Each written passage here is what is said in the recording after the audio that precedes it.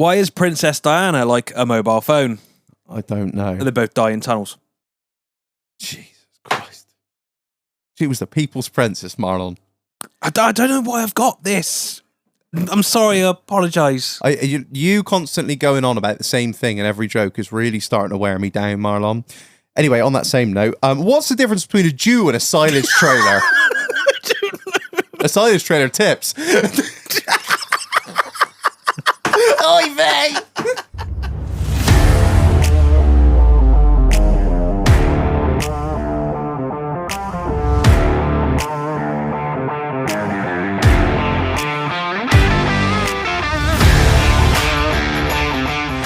What's happening, bitches? Welcome back to another episode of In the Dog. The fucking jeez, I went well. Welcome right? back to another episode of In the Doghouse, the podcast that wants you to know it's not an addiction until you suck cock for it. Fucking hell. Housekeeping. T-shirts are gone. No more t-shirts. Gone. No more t-shirts until I've come up with some new designs. If you want to pitch any designs to me, put them in the merch ideas. Oh, no, don't say that, Reg.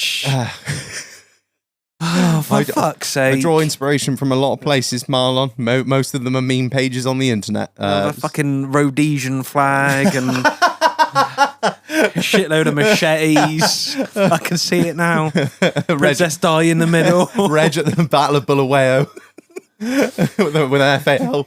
Yeah, I don't really know what to say. There are still a very limited amount of hats left. Obviously, all the stickers, all the good stuff still there. Merch, that's merchandise. Merch. Buy some. Or don't. We don't care. Yeah, buy some if you want to give us some money, or if you want to save Marlon some work, don't buy it. I don't give a shit. Me neither. Do what you fucking want. We love you either way. Yeah, and secondly, a massive shout out to the Patreons. Patreon, we have a Patreon. If you know what that is, it means you give us money and we do things with that money. Good things. Good things, like we have aircon and we buy kit and beer. We buy beer. Not fags, not yet. The government won't let me buy cigarettes with a Patreon money. The government don't let us do a lot at the moment, mate. So I think the cigarettes is the least of my worries. But anyway, I thought you were on about a different kind of. you can join the Patreon from as little as a couple of quid a month, all the way up to £6. If you join the top tier, you get 10.69% off the merchandise. Yeah, brother. And any level of Patreon membership will get you entered into what, Marlon? The Automagic Pit Viper giveaway. There you go. So get on there, and we'll be doing a live. We haven't decided when we're doing it. It will be. When this episode comes out, it'll be quite soon. It'll be quite soon. Yeah, we'll be doing while Marlon works that out. Yeah, we'll be giving away 3 pairs of Pit Vipers actually, because somebody didn't actually answer many of Marlon's messages last time. So be giving 3 pairs of Pit Vipers away. I don't know what we'll be doing in the bar this month, but we'll be doing something tit-assing about, generally causing a ruckus, I'd imagine. So yeah, if you join the Patreon, you get access to the Discord as well, which is just carnage, just god awful shit. Really, I mean, if you want to see, I saw some bloke cut his penis off. Yeah. With an axe. Yeah, on all of our fuck up stories, some of the fuck up stories that we didn't manage to squeeze in. All of the most horrendous stuff is all on there. All of the uncensored stuff that we couldn't put on Instagram is on there. It's I'm not gonna lie, it's a hell of a good community we've got on there. I keep forgetting to plug it. We did it. I told you I'd make it, and we did. We got a weight loss channel. Yeah, the Birkenau boys. Honestly, I might get t-shirts made. Fucking the boys on there on the weight loss journey. Well, I love when they share their meals. Jess B on there as well, just eating off a fucking roof slate. Fucking love it. She's on the carnivore diet. But yeah, the boys are on there, and if you're on the weight loss shit as well, get on there. Like I am. Marlon, you still on it or not? No, I fucked that off for a minute. I got to get back on it. Yeah, because I am a fat cunt. The boys are on there posting what they're up to, what they're eating, what they're doing, the weight loss, and it's good to see, man. It's a bit of a feel good channel because most of the other channels are just pretty fucking grim and brutal. You've got everything from cars to bikes to vans, porn, to guns, people cutting like Asian men on trains, getting fucking fried. I must post that one that Jack sent me today. He was like, it's 4 Chinese guys pushing a scaff tower and they hit a power line. They all crispy boys. They all go limp and then one of them gets a little bit crispy. He was like Peking duck come the end. We had the less resistance in him, see? Jesus Christ. All right, needs a 4-ohm.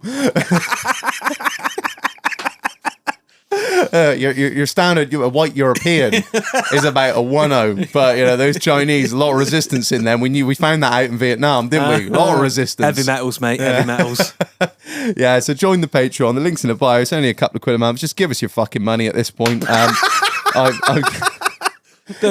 know what? If I do the whole join this, is this, you can do this. Nobody joins, but when I say, I tell you what, you bunch of dickheads, you've been listening like the cheap bastards you are for 4 years. All I'm asking is a couple of quid a month from you. They're like, oh, do you know what? Yeah, and the fucking patrons, they get like 5 in a day. I'm like, sound. So yeah, just join. Stop being tight. All right. Yeah, but seriously, you do keep the lights on. You keep the beer running.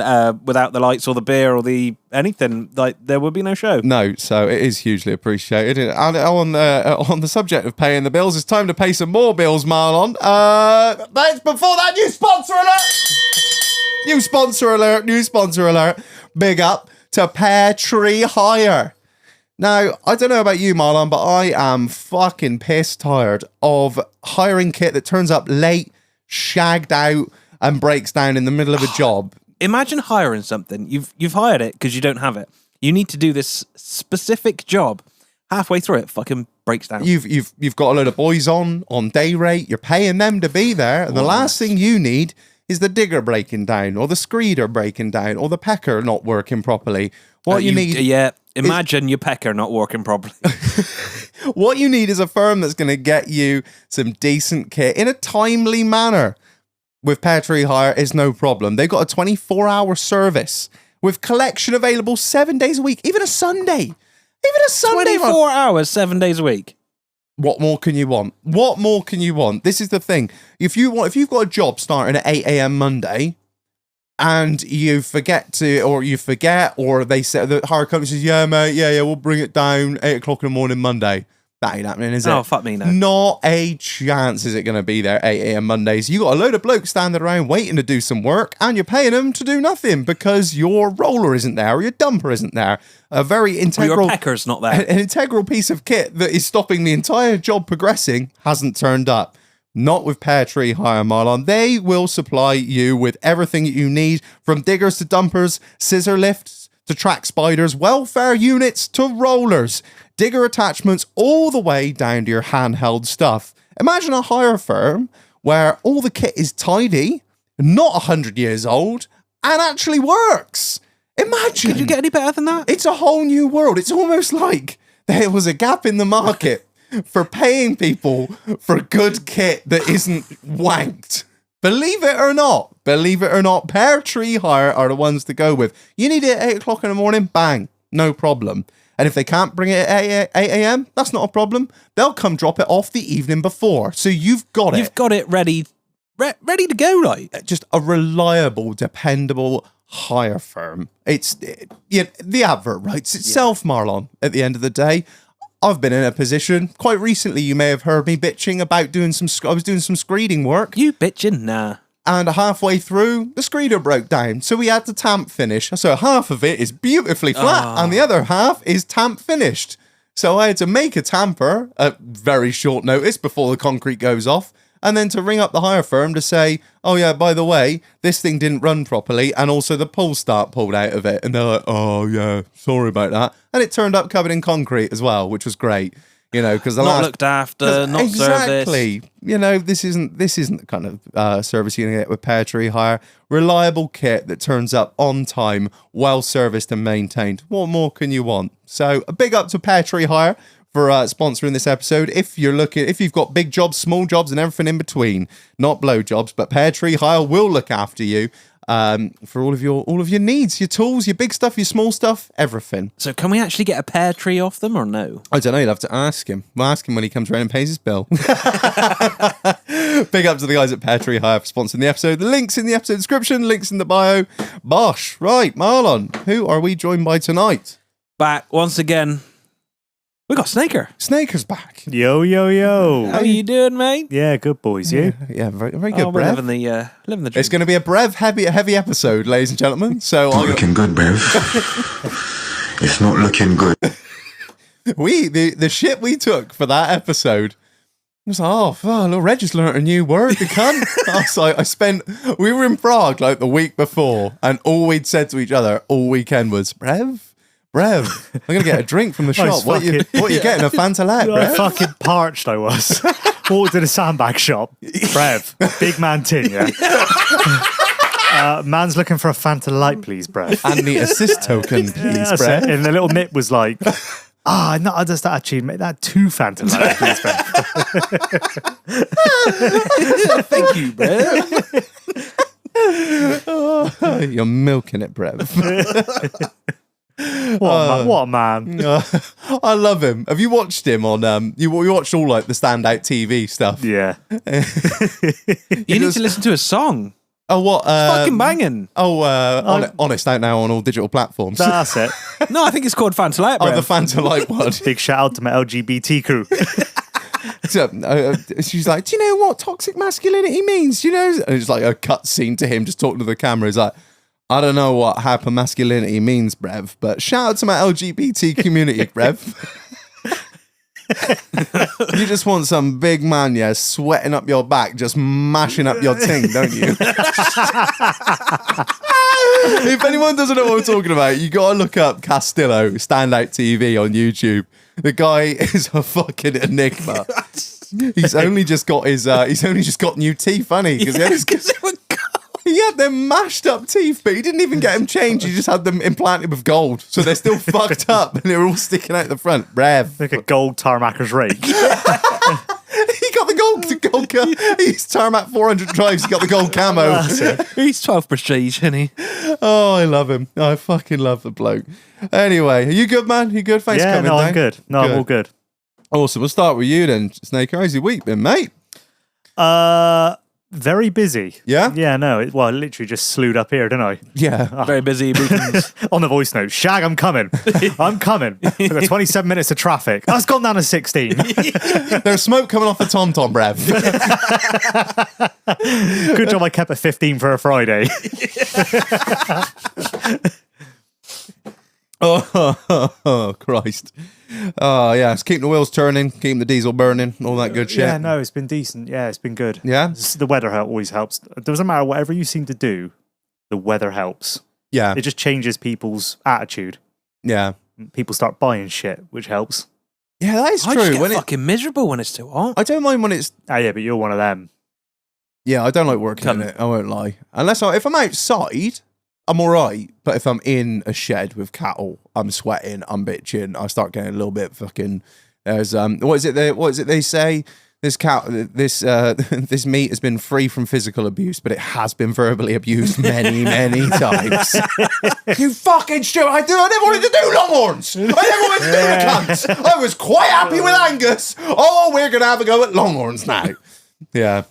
One thing I wanted to ask you, Snake. It's you told me the other day, and I don't know if you want to go into it now. It's not really how's your week been, but yeah, kind of. You had a nice little holiday recently, did you not? Oh. He was like, I wish you weren't going to bring this up, Reg. You fucking asshole.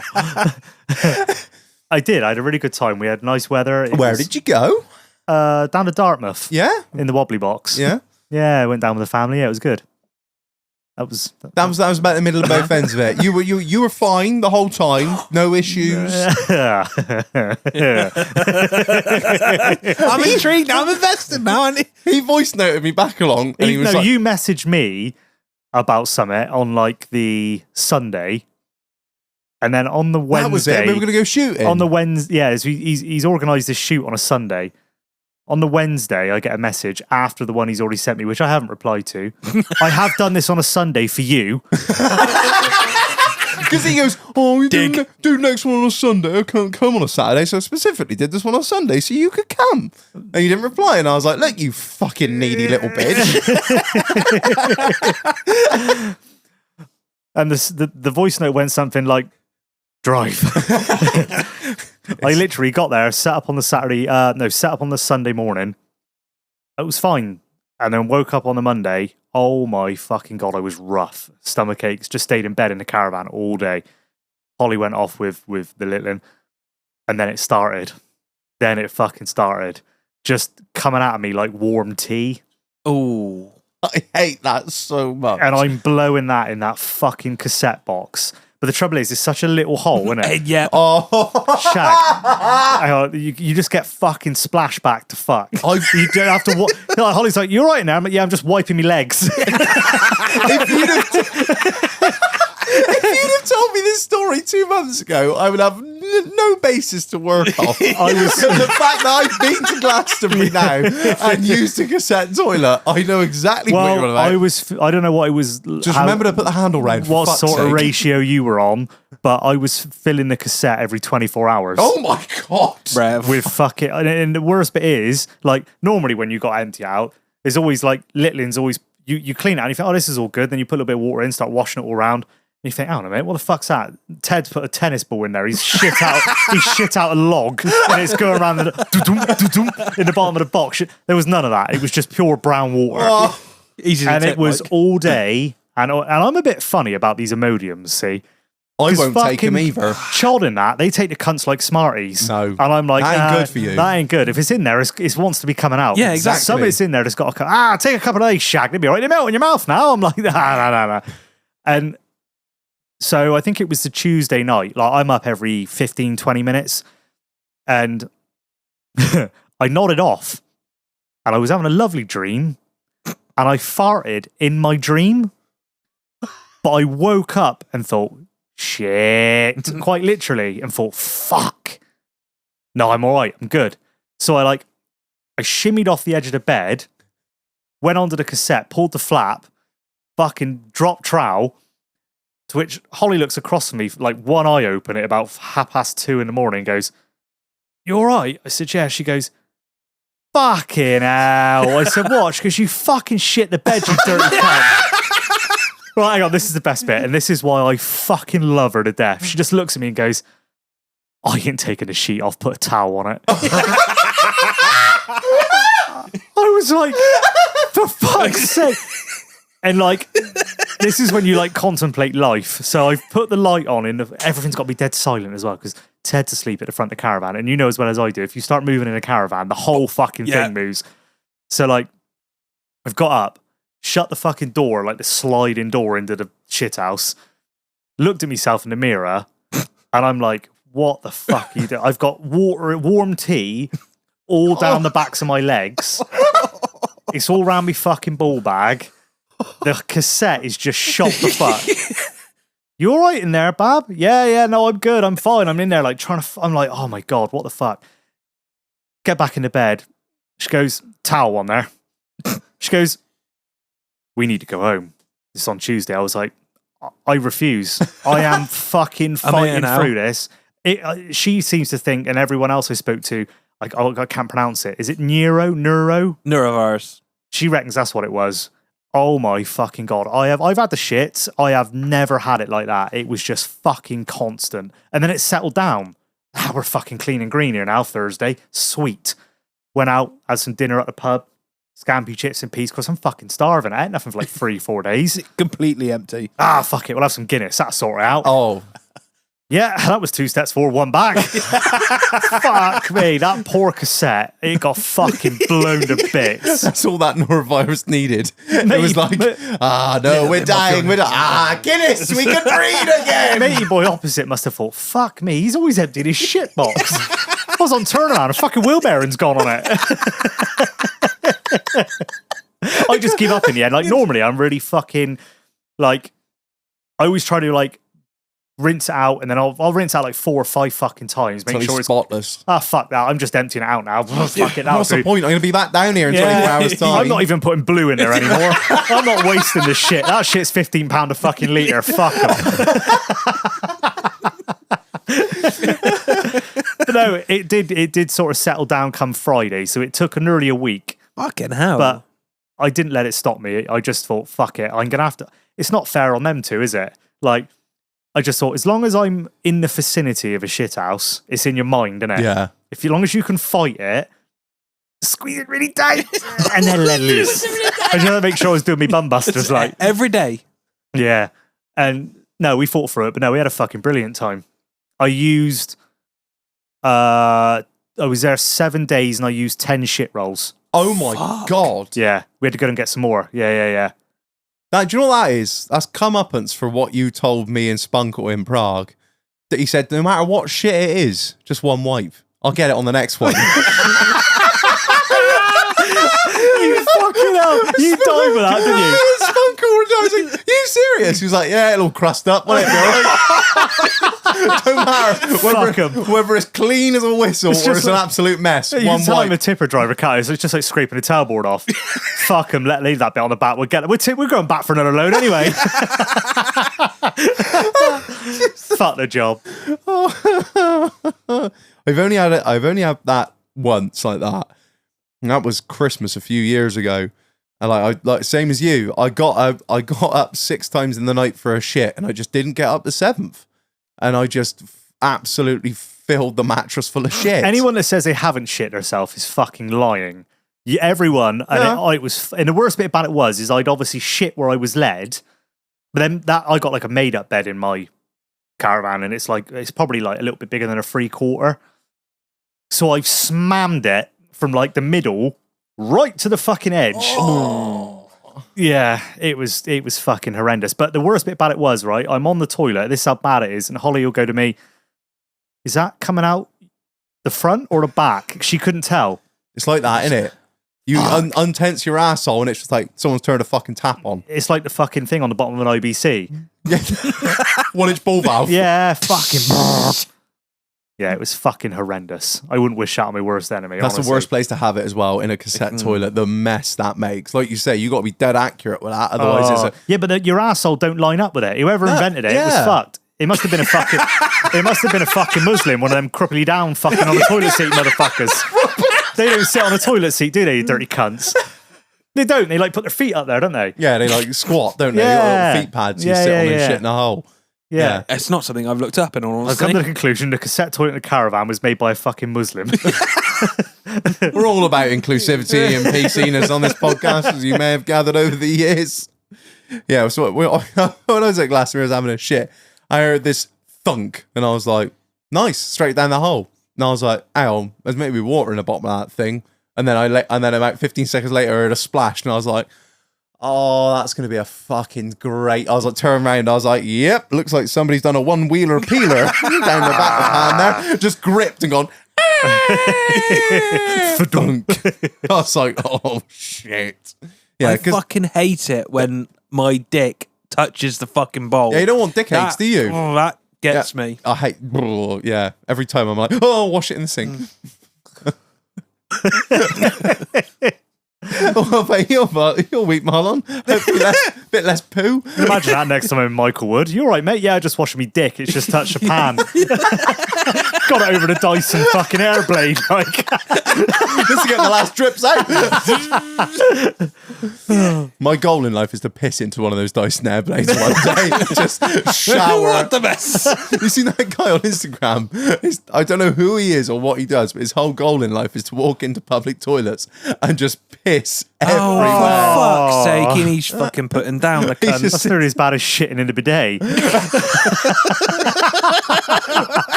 Did he show you that? Fuck. It was. You could not have shit a more perfect lot. It was enormous. I'd sent it a bit. Did you tell this story already or not? Yeah, but your retelling of it would be probably funnier. Yeah, I'd sent it too hard. I was fucking gone. You know when you're gone and your brain don't match your legs? Yeah, we'll walk back and you're like trying to talk to yourself like, come on, you'll be all right, get back. So I've got back and thought, right, I'm here now. I'm in my little fucking dwelling. Yeah, because you only had a fucking low box, you cunt. Yeah. You didn't know what high range No, was. I couldn't get the switch to work, could I? I just left her in fucking 4 low. Ramming the fucking little stick These in. two cunts, fucking hell, I just clicked on at 50. And Sit everywhere at 56. Yeah. so I'm led on the bed, fans going flat out. I just get this. Brev. It is not looking good. I'm like, what's happened? And it was a perfect, it must have been 8 inches long. It was a hog. We should have left it there, really. It was a shame to get rid of it. It was work. It was a fucking beaut. Gonna get the tape measure, possible world record, like. I'll put it on the Discord later. It was fucking brilliant. Anyway, go on. How's your week been? Yeah, how's your week been, Marlon? Boring as shit. I haven't shit in anything, shit on anything. We do have the big job is on. The big Ground Force returns. Skip on the drive, boys. Skip on the drive. Skip on the drive. You bought a Skoda. I thought you were about a Ford. I pulled the Escort out a little bit. It's fucking weird how similar they actually look to each other. A very angular, open top. Yeah. Chuck shit in it. Yeah. Don't really give a fuck about it. Yeah, That's a little bit mouldy. Bit of rust in it. But yeah, I got the big skip on. The gate is done, so I just need to go and sort that out. And then I've got about another 2 meters of digging to do. What, down? No, I'm He's not going to not fucking fucking burying Australia. I was gonna say. just going to pop round and see Bruce a minute. That's when he orders 20 ton of lime. That's when you got to start worrying. What are you doing, Marlon? Burying secrets.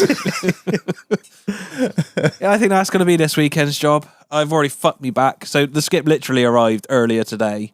Got home and I was like, wow. You're going to make full use of it? Yeah. Everything's going. Everything's going, mate.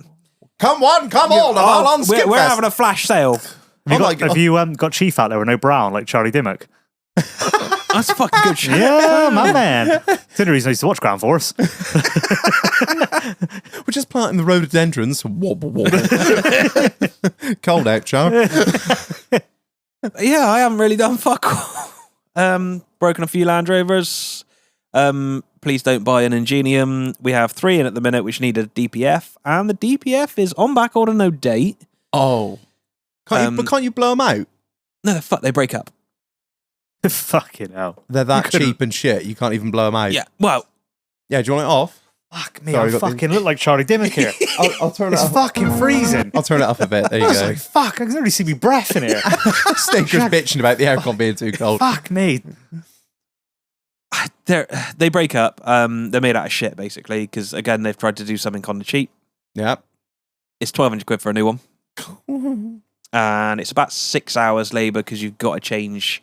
When they break up, they've got a low flow EGR and there's a gauze on it and it blocks the I've gauze. seen this plastic, this metal gauze. I seen that on the other day.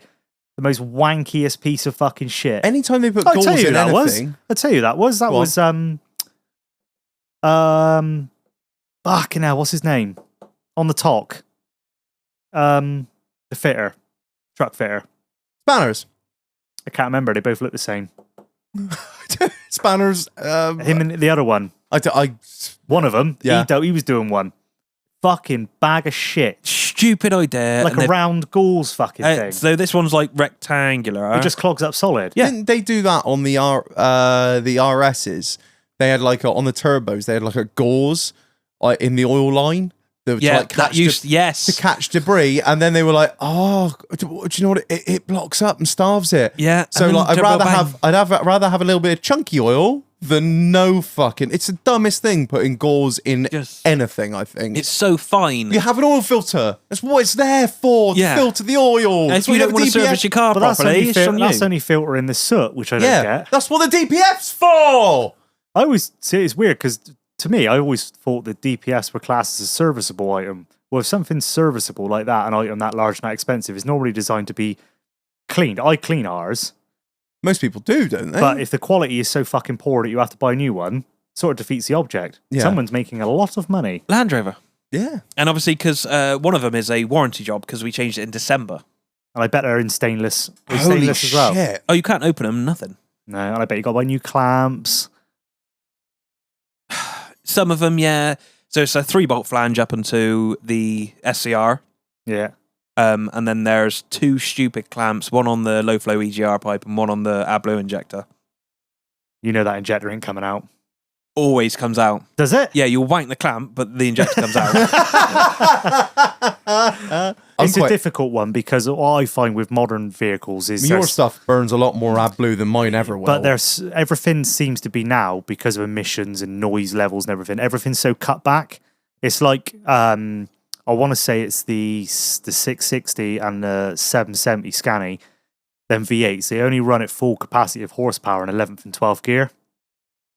All the other gears, they don't. Really? Which I get. It's a lot of fucking power going through that prop shaft Yeah. in first and second gear. Like you're gonna shear a fucking half shaft or blow a UJ out. Yeah. So I get that, but that's like having a 12-inch dick only putting 10 in. You know what I mean? If you're gonna blow her to hell and back, you want to fucking lean Let's back, go. get an extra quarter of an inch. Let's be having it. So I don't know. It's difficult. But The trouble is, and I've had it before, is it's all well and good having these DPF systems and AdBlue systems. You know, probably better than anyone. It's all good, but all it's doing is masking everything.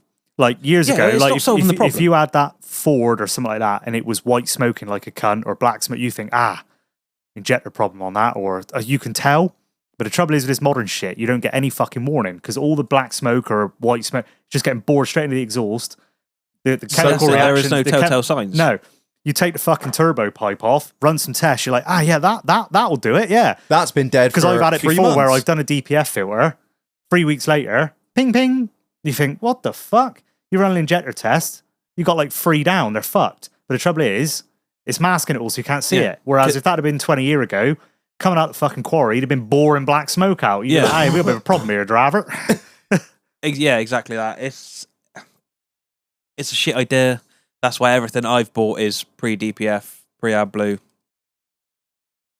I just hate it. I mean, AdBlue systems, I would probably say on HGVs as a whole have probably got better than they were. I think a lot of that to do is the fact that a lot of them have got purging systems on them now. You notice it quite a bit on the Volvo and the Scania. When you turn ignition off, you can hear it. Yeah, the JCBs do it. They go. That's the pump. That's like it's like a little plastic water wheel in the pump. Yeah. And every time it does a turn, it clicks. That's what you can hear. Is it purging all that blue out the lines? Well, I don't know how it works on tractors because I don't know. A lot of them, have they got air supplies? I don't know. They got compressors? I don't know. I don't think. No. I don't know fuck all about ag spec. But obviously with trucks, Think of it, we're just 10 years behind you. they purge on air. So when you turn the ignition off, it will purge the whole AdBlue system through with air. Oh, so it don't So it crystallise. blows- So it cleans it out. Oh, that's clever. Yeah, so you can hear it, okay. but you think, what the fuck's that still running? That's what it's doing. It's purging itself through to clear it. So it has advanced, but I mean, I got one tomorrow. Pressure's increased in the pump, brought it into limp mode. So ran some tests, filters are blocked.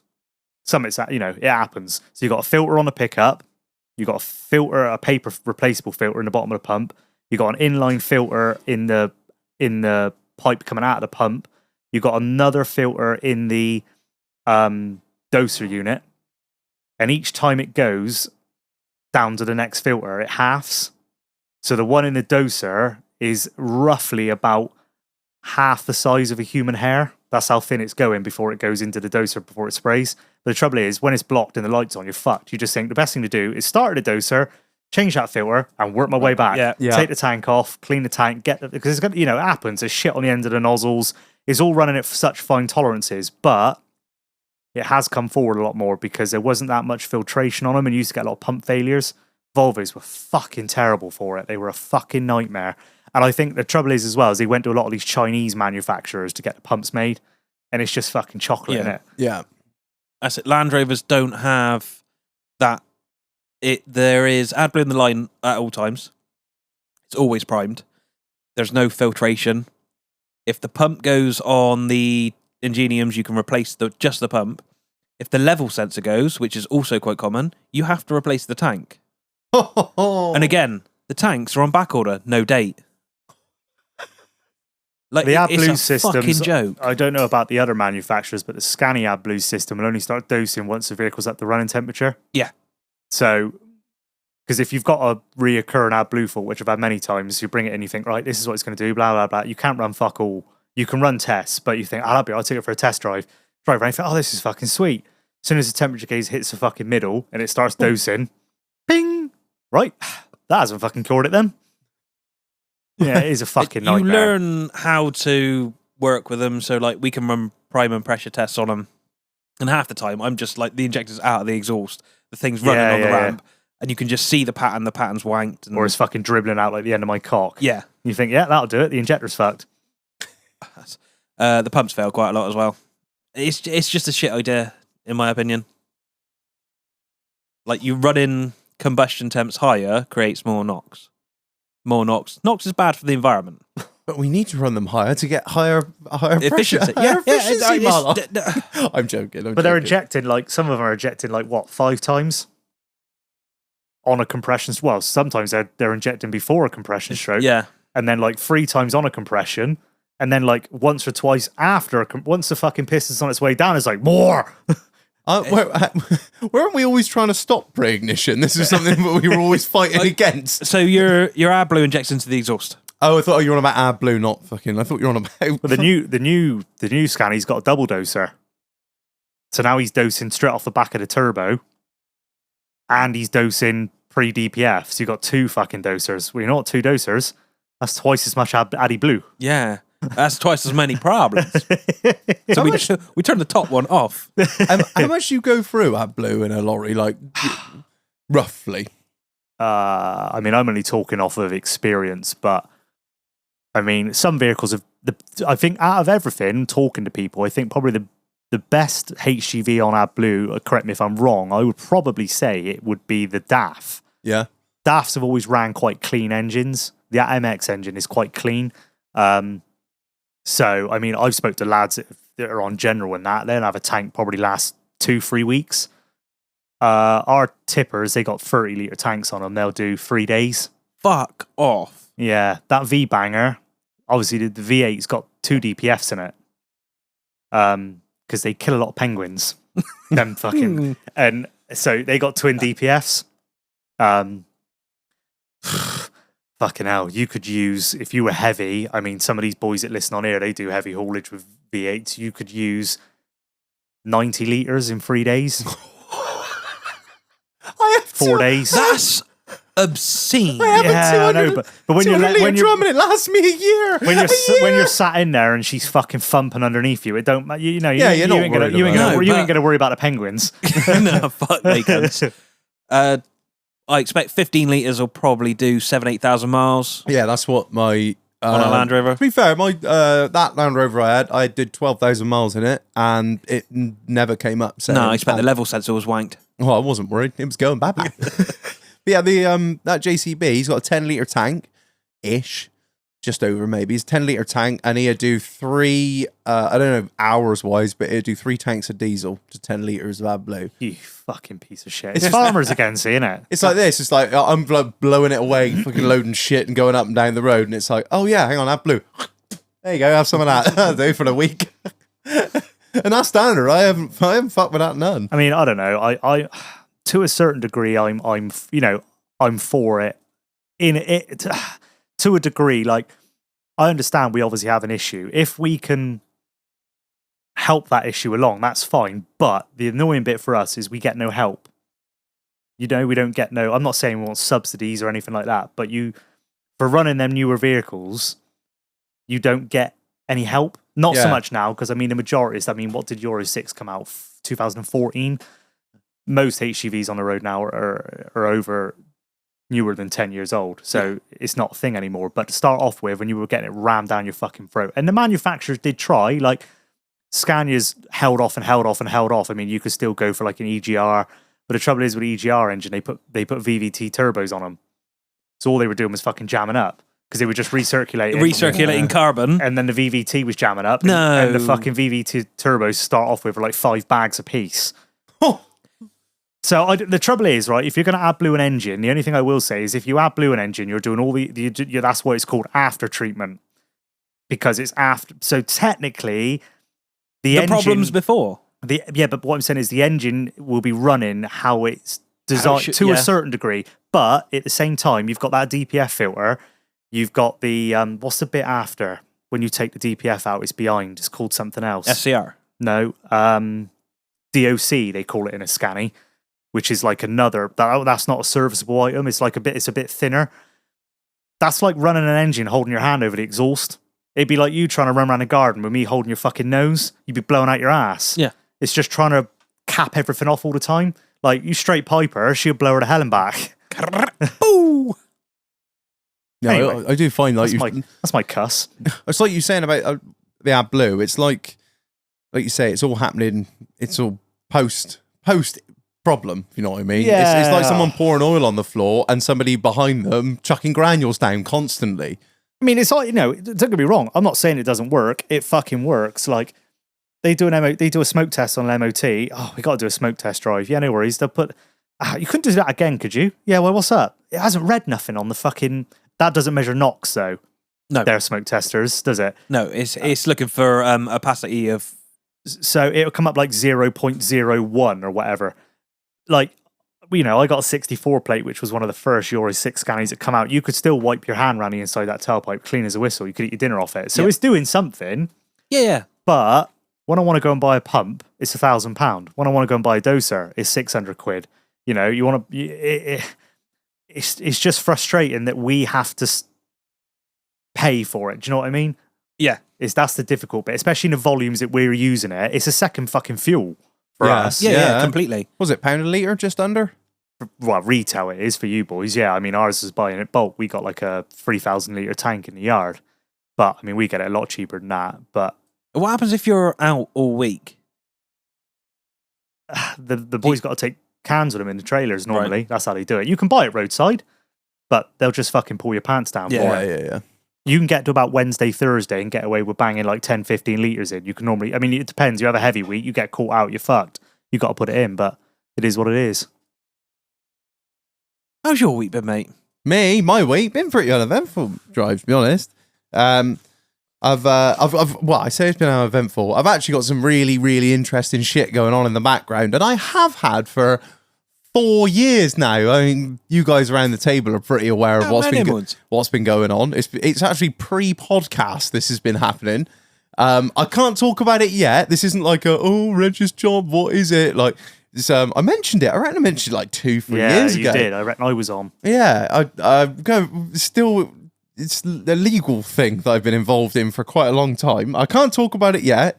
It's all done. It's all okay, but I need to sign a few bits of paper and have it properly signed off. Once it's done, then I will talk about it. But yeah, I've got nothing's happened this week. Well, it has, but I really can't talk about it. I told you they wouldn't win in the end. No, fucking Jews.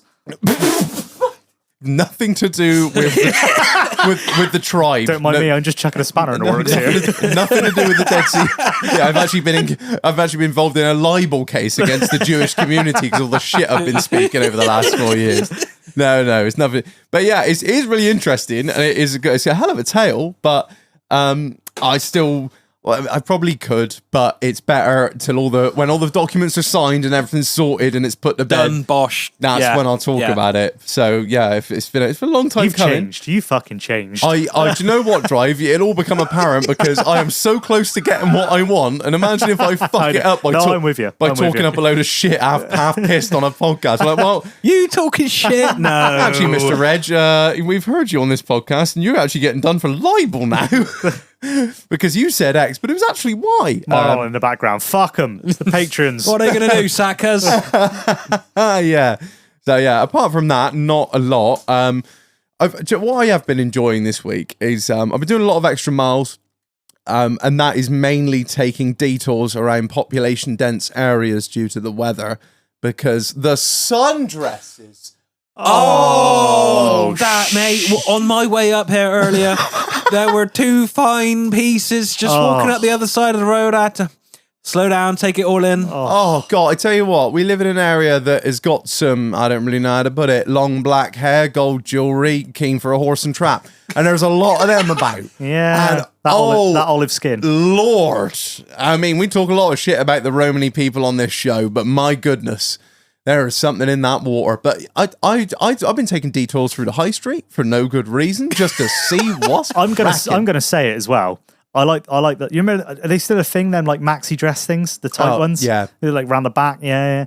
I'm a sucker for the little mum tum at the front, see? Oh. I fucking love that shit. These women trying to suck it all in. I'm like, I want to see it. Hey, hang out, baby. I don't know, Marlon, mame. I need some meat, man. I need some meat. I'll see you, Shannon. Oh, it's been chaos. I mean, I've nearly caused many an accident. I think we all said it years ago. These women need to be insured, okay? Because they are causing accidents out here. Honestly, were you in the Defender, not the telehandler? Yeah, I've been in the Defender. Just see him driving along the telehandler, forks on the ground, in another ditch, like crab steer, looking at the pavement. That's the best part. Is I have to have the window down to get the arm out, so I can have a real good look round. My head's hanging out the side of the fucking seat. Hey, baby, take me out for dinner. Hey, mama, what that thing smell like? I see you shining. On these streets. Yeah, don't let an £8 Primark dress cost you 18 years of child support, boys. That's all I'm saying, all right? I'm speaking truths on Looking this his show. fan. Oh, God, it has just been... I went to Tesco's today for no reason. For no fucking reason other than just have a waltz about to see what was cracking. down the chilled aisle. I see ya. Literally. I was like, where will they congregate? Ah, yes, in the alcohol aisle, straight down to the rosé down the bottom there. Let's see what's going on. I was like, well, I'll get a pack of Marlboros while I'm in here. But jeez, I got myself. Mr. I'm so fucking busy at work. Yeah, I got myself Tesco a nice coffee and drank that and smoked a couple of Marlboros. Just sat in the Defender watching them all walk around like. I know Cube said it best. Today was a good day. I'm a fucking MILF slayer here. Didn't even have to use the AK. It was it's been good. It's been beautiful. The sun's come, and we got the show on Sunday. Oh, so I am going to be polarized all the fuck and hard as fuck. I'm wearing them grey shorts that I'm wearing now, just the absolute hog, just making her look half sensible. Yeah, just have the beast just riling at business cards up with you, just writhing at the seams. Yeah, it's gonna be good. It's gonna be good. I've got a question. I've got a request actually. I don't really ask people for fuck all on this show, apart from You're Patreon. a liar. Tight cunts. No, I said it on the Discord, and I said it to Marlon last night. Fucking glass, right? No one cares. Yeah, Reg. I care. Yeah, and this show goes out to thousands of people. So do you know what? If I have to take 5 minutes of their time to plead for a pint glass, I'm going to do it. All right. Shoot me now. Right. What do you want, glasses? No. Please, for the love of God, do not send me pint glasses. There is a very specific pint glass. Please send Reg hundreds of pint glasses. No. Don't. That's the last thing I want. Everybody seems to think don't even fragile tape them either. Fuck them. Don't just send them. Please don't send me packaging. Please don't send me pint glasses. I don't want them. I'll put a picture up on the Instagram story. I'll put it on the Discord. I'll put it everywhere that everyone can see it. A few years ago, I had a pint glass and I had it for years and I broke it not too long ago. And I was like, oh, sorry, I'll get another one. And for the last couple of months, I've been looking everywhere to find this very particular pint glass and I can't find it. And it was my favourite pint glass in the whole wide world. And I've been very sad ever since. No. Right, it's a Thatcher's pint glass that they only made in 2015. I've never made it since. It's long, it's conical, and it's got a nice shape to it. I know it sounds retarded, but I'm hoping that there's somebody out there listening that has robbed one from a pub or works in a pub and is able to rob one. Shut up, Marlon. He's looking at me like a dickhead. Let's have a look at it. It's a really nice glass. It's a fucking glass. I know, yeah, but you're autistic as well, so I got my favourites. Yeah, everyone's got their favourites, but it's that. I don't think you've ever seen one. Yeah, before. I've seen them. Yeah, thank you. If you ever, I will put it up because now there. they're straight, aren't they? Yeah, with the same etch on They're them. always like that, or they do the sort of chalice Thatcher's glasses. They're either standard pint glasses or chalice ones, and this one was a very particular one that I loved and I don't have anymore. And I thought when I broke it, that's right, I'll be able to find another one. There's none. Nope. Please don't bother looking on eBay because there are none on there. Okay, I everyone that sends me links, I found them. I'm like, yes, it looks the same, but it's not the same. It has the same print, but it's not the same shape. I really want one, and I am willing to pay good money. If you have more than one, if you have a case of 24, I will be the happiest man in the world. But if you just have one... If you have a case of 24, I will give you like 200 quid just to smash them all up on video. No, don't listen to Marlon. No, please. All right, and don't... this isn't like a hostage situation. If you have one, don't make me dance for it. Send it. Reach out to me first. No, reach out to me and I'll pay you good money for your glass that you've stolen. Now, if anyone works in a pub and you've got a box out the back, just let me know. I'll pay the shipping. I'll pay the haulage. I'll have Jake on turnaround. I'll pay a full load. I'm not worried. I'll pay for that V8 to blow it over, blow it up. I don't know, Ayrshire or whatever to pick him up. I really want one. Put the fire up, will he? It's fucking freezing in here. Jesus Christ! Fuck me! Just turn it on. I've been looking for the butt. Where's the fucking heated seat to? I've never known someone so temperature sensitive as hell, you. it's fucking freezing. Whenever it's cold in here, he's underneath the thing, and whenever it's ever too warm, he's like, "Oh fuck, no." Right. Yeah, so hit me up if you have those glasses. I have a Browning which needs fueling. No, and if you have one, don't shoot it or do anything daft with it or hold it as a hostage. I can see him there. They have the picture of a pint glass in today's paper next to it. Proof of life. Where you will wire to... Please send $1 million Ugandan to Doghouse Marlon. Yeah. All right. Yeah, so that's it. That's it from me, pretty much. I don't really know. I don't really know what else to say. I really want this pint glass. So if you can help me out, that'd be great. I knew you'd get funny about that. As soon as I said, taking up time on our precious podcast for your pint glass. Pint glass. But this might turn into a series now of like Reg and his never-ending quest. I would ring up Thatcher's, but I think I wouldn't. The last thing we want is to get in touch with them boys. Who? They've helped us out in the past, but I don't think they want to help us out anymore. Thatcher's be listening like, what have they done? The little rascals. I get another pint of gold orange. All right, should we cut to a break before we get into the next half of the episode where we do some more cussing? But before we do, a massive shout out to the AUTOMOVER, Marlon, the AUTOMOVER. If you haven't heard of the AUTOMOVER before, have you been living under a rock? If you've been listening to the podcast, you should have heard him before because he's the main sponsor of the podcast. The AUTOMOVER is a man, and what does he do, Marlon? He moves cars, trailers, Bikes, bikes, caravans, 2 wheels, 4 wheels, from A no wheels to B. If you have bought an absolute shed of a vehicle, you've been to go see it, it's halfway parked in a hedge, it's rotten, it's got no MOT, and you've got no Yeah, but they said trailer. it starts and drives. He starts and runs, mate. Project, I know what I've got, and if you want it, and you got no trailer to go get it, get in touch with the AUTOMOVER, because that man has got a big old 6-ton winch, and it doesn't matter what overgrown madness that thing's stuck in, the AUTOMOVER can pull it out. Or even if you've bought a car and you haven't got the time, energy, or money to go up there and go get it, the AUTOMOVER's the man for you. He can blow up there and blow back in a heartbeat and pick up said precious purchase that you've made and haul it all the way back to where you need it to be. Also, what does he have, Marlon, that is your favourite thing in the whole world? Live tracking. Live tracking, so you know exactly when he's going to be there, and you can also get the driveway ready or the little part of the shed that you have cleared, so you can just quickly hide it away in there before the wife sees what you've gone and bought now. Another project car, don't we all need them?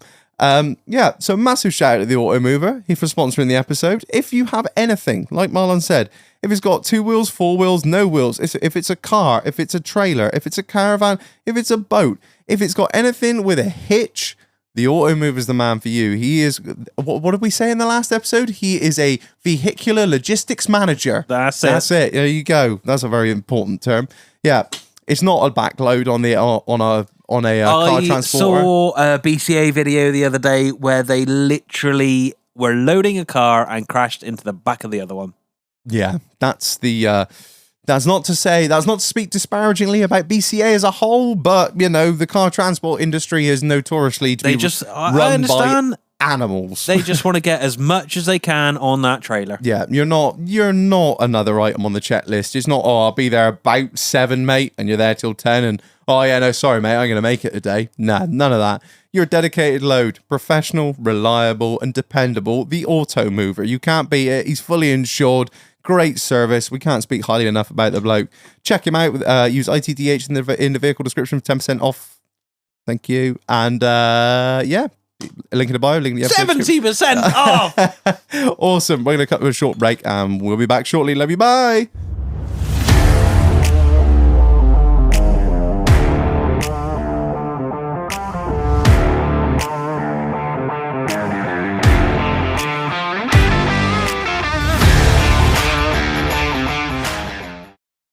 And we're back from the fridge. Marlon, what have we got? Who sent it to us? We have Glastonbury Festival Cider Bus. God.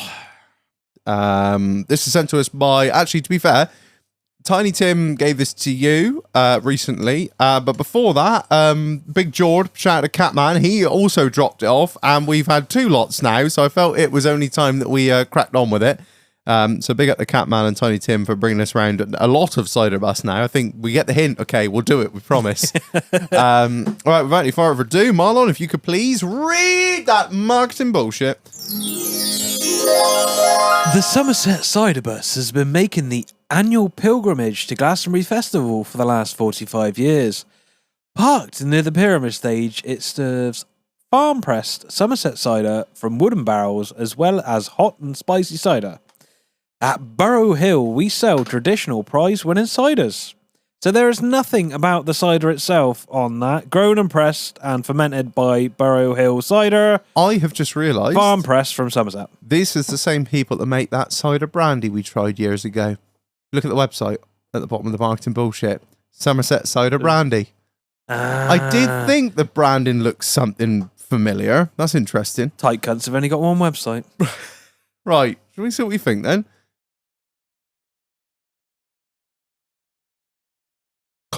Fucking Jesus. That is gut rot. That's Farmhouse. That's farmhouse. That's coming at me like warm tea. The coachman will never recover. Oh, yeah. It's big festival vibes, I won't lie. That is like... What festival are you going to? The shit yourself one? Yeah, I think it's one of those drinks in it. Where if you're at a festival, you'd be like, yeah, that's proper fucking cider. That is exactly that. That's all them cunts that come down from anywhere topside of Gloucester, down to Glastonbury. Oh, you got to try that cider. That it's not like the rest of the stuff we have. It actually tastes like apples. Yeah, that's proper cider. Whereas, like, we drink it, we're like, yeah, it's just another farmhouse cider that is going to make me piss out of my tastes bum. nothing like Copperberg. Yeah, it's nothing. Not like the old record fizzy lick. piss. Yeah, Give me some white lightning. I can appreciate it for what it is. Not to my taste. That's it. Definitely apples. The thing is, I like the taste of it. I do, but I refuse to drink the whole bottle because I will be doing a Jake Yeah. tomorrow, but in a handler, not in a wobble I'll box. be doing about half hour in your pan. Please no. Please no. There's a toilet brush in there for a reason. You should know better than anyone. You fucking motorway It's, servicing dwelling bastards. Shut up. It says, Shit on the floor, innit? medium. I think it's a bit on the dry side. But Yeah. there's nothing wrong with that. There's nothing wrong with that. No, I wouldn't go. I would not that dry. It's slightly. I think how farmhouse cider is classified as the medium and dry. Like it's yeah, probably How deep does it melt into the floor? That is that. Have you seen that picture from Wilkie's? Yeah. That infamous picture of the cider dripping out the vats, and it's just rot. It's literally eaten lines in the concrete. It's so acidic. Yeah. All right, where are we on the cider bus? Cider. I mean, it's not offensive. It's smooth. I just know I'm going to shit myself. It is smooth. I'll give you that, Marlon. That's something I missed. It's definitely smooth. It's not like What do we score out of? out of 5. At 5 here. How many times have you been on No this show? abs. We don't do abs around here. You know that better than anyone. I would say, for what it is, I'd probably give it a 5, to be fair. That was not what I was expecting. No, I would. It's exactly, and I think it's a bit more of a traditional feeling for me.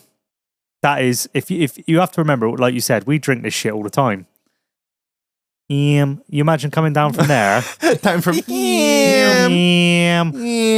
and having that, it would blow your fucking mind. Oh, yeah.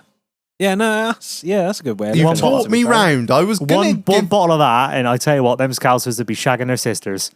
Just more like, so than they do now. Yeah.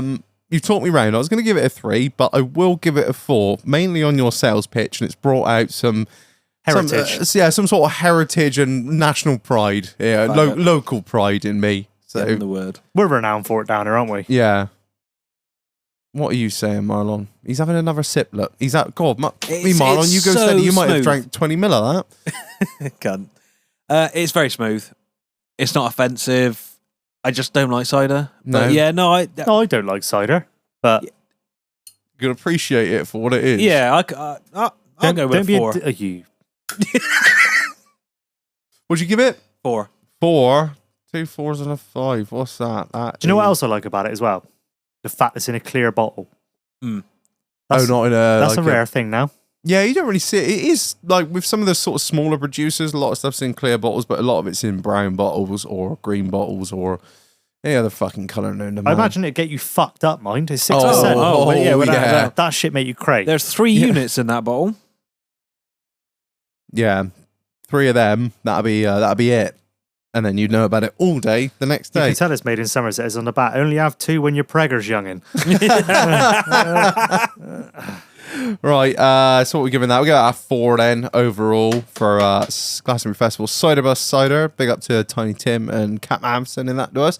We are actually running out of stuff to drink. I'm not going to lie. So if anyone wants to send us some stuff, by the time this episode comes out, we will have sorted the PO box that we've been banging on about doing for the last 2 years. And we'll put the PO box in the description. So if you've got any drink you want to send us, because we are actually running out of it now, believe it or not, it's only taken us 4 years. You can feel free to send us any of the drinks you want us to try on the show, because we haven't had it for a while and we're getting through them. So yeah, big up. Thank you very much. That's 4 out of 5. I do apologise for your orders being delayed. I now have to set up a PO box. I'll do it. Actually, I can do it, can't I? Yeah, I can do it.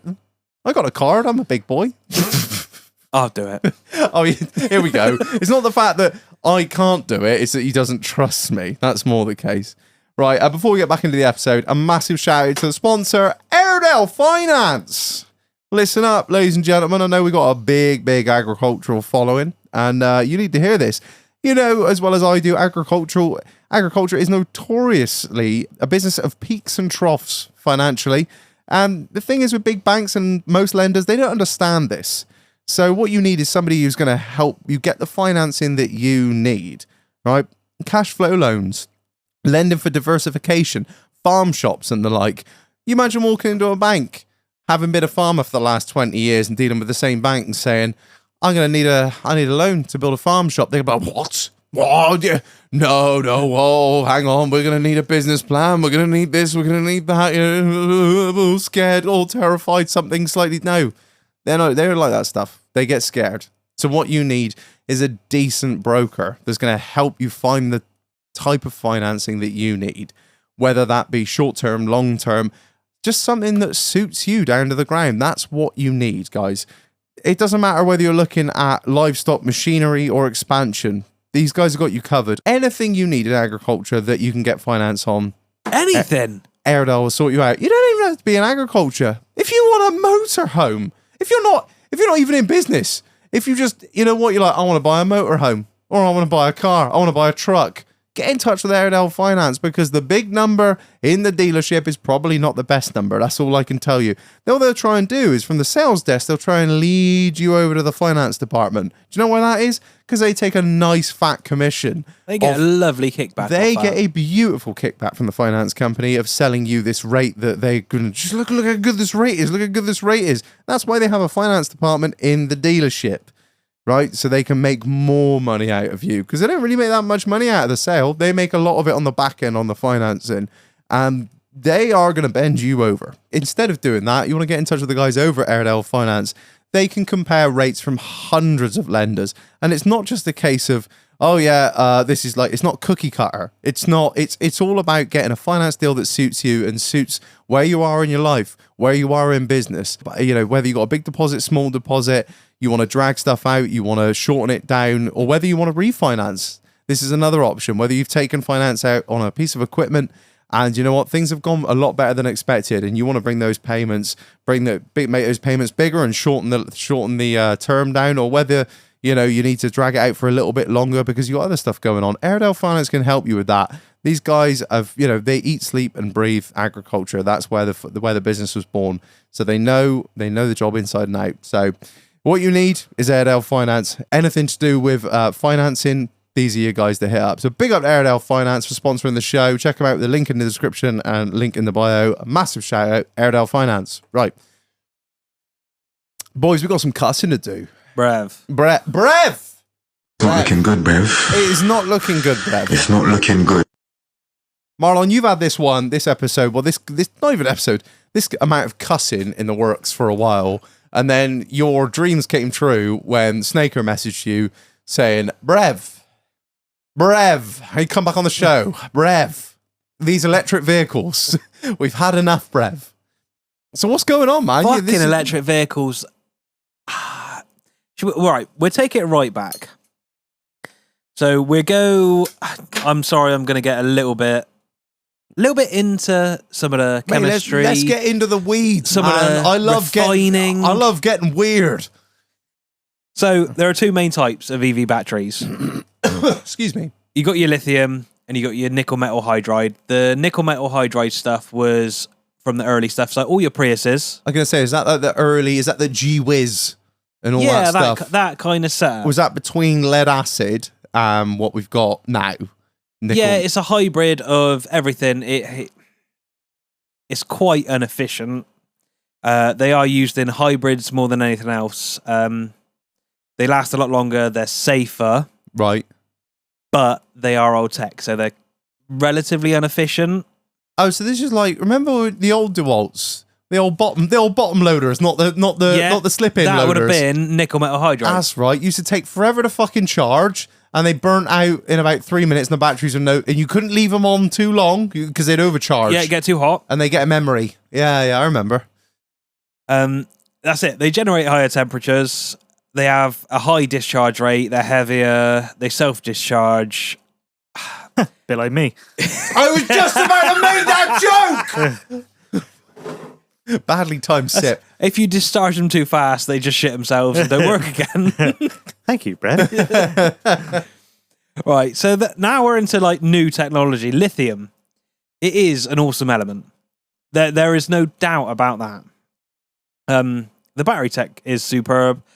So like your vapes, your laptops, earbuds, that kind of thing, it's all ran off. All the new power tools have lithium, 18650s in it. 26650s is the new one. Oh, I know. Big boys. I know. It's also using like glass and lubricants. Oh, really? Oh, yeah, lithium grease. I didn't even think of that. I love that blue JCB grease. Shout out. Yeah. It is like you use lithium more than you realise because it is in nearly everything. Is it an abundant element? No. No. Just we are... No, it's a bit like coal. Oh, there is a finite amount of it, Ah. and we are just getting small African children to get it for us. We're getting to the mining shortly, all right? Fuck it, let's do it now. So, it's mainly mined in Australia, Chile, And the Congo. Argentina. Oh. The Falklands are ours. They're ours, all right? They are. They're not the last Malvinas. They are the Falklands. And they're ours. And of course, China. There are a shitload of other smaller setups in like Zimbabwe, Brazil. We don't say the Z word around here. It's Rhodesia. Okay, just let's get that straight. Reg's new obsession of the month is the lost state of Rhodesia. Please watch the documentary on it. Please, it's brilliant. Sorry. You can get lithium out of hard rock mines. Yeah. But the majority of it, I think it's about 60%, is coming out of brine mines. What's a brine mine? Marza, don't worry. I'm going to tell you. So a brine mine is where you basically pump a saline solution, Yeah. which is stored underneath the earth, Right, yeah. and you put it onto the top of the earth Yeah. in a pool. And you skim off whatever comes off the It's top. an evaporative pool. So all of the water evaporates out of it, Yeah. leaving behind lithium deposits. Oh, interesting. Right, I'm with you. Hot countries, I'd imagine. Hot countries Yeah. like that is Australia, Chile. That's mainly, I think it is 60%. Coming at us with hard facts on this one, Marlon. This is straight stuff. No reckoning is being done here. If I'm going to do it, I'm doing it right. There's no of this Reg and Mule works, bullshit. but I've actually looked into it and got actual specs and shit up. So, yeah, beneath the Earth's surface, you have very, very salty water, Right. like in your bath. To evaporate it all, they need to pump it up to the surface. What the pumps run off, Reg? Electricity. Or diesel. Diesel. Yeah. Diesel. Right. You're right. Where's diesel come from, Reg? Dead dinosaurs. Yeah. Crude right. oil. Refined. Yeah. No, it's weird, that, isn't it? So these huge evaporation pools take Yeah. up so much fucking land. So much land. And they're very, very inefficient. Do you know why? Because the sun's not constant. I'm going to say you're relying on something that isn't a constant sort of source of power. And Unlike then- diesel. Exactly. What happens if a pool leaks? What happens to the water table? You- Oh, wait a minute. You've got a shitload of Yeah. lithium in it now. Oh, yeah, shit. Yeah. I didn't even think about that. leach into the groundwater. Yeah. Then we end up Chernobyl spec. And there's people coming out with like 5 hands, 3 toes. Seriously? Does it fuck up your, like... It kills your insides. Oh, good. Well, this is good. I thought we'd done the fucking beer of the week.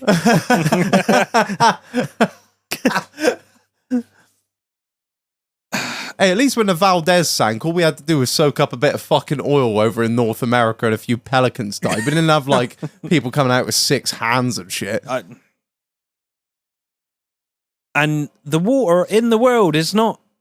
It's not abundant, is it? What, fresh water? Yeah. No, it was notoriously not abundant. The mining takes up 10% of the whole world's water. What? So 10% of the world's water is used up in brine mining. That's not a small amount of gallons. There's a lot of... Brev, there is a lot of people in India, all right? Yeah. And they haven't got fresh drinking water. Cunts in Africa. Just because he's not 40 miles. Fucking some middle-class bitch next door wants a Tesla, you are depriving Sanjeet and Paradhi of their fucking fresh water. Think a little bit about the environment, Ganges Brev. Dirty.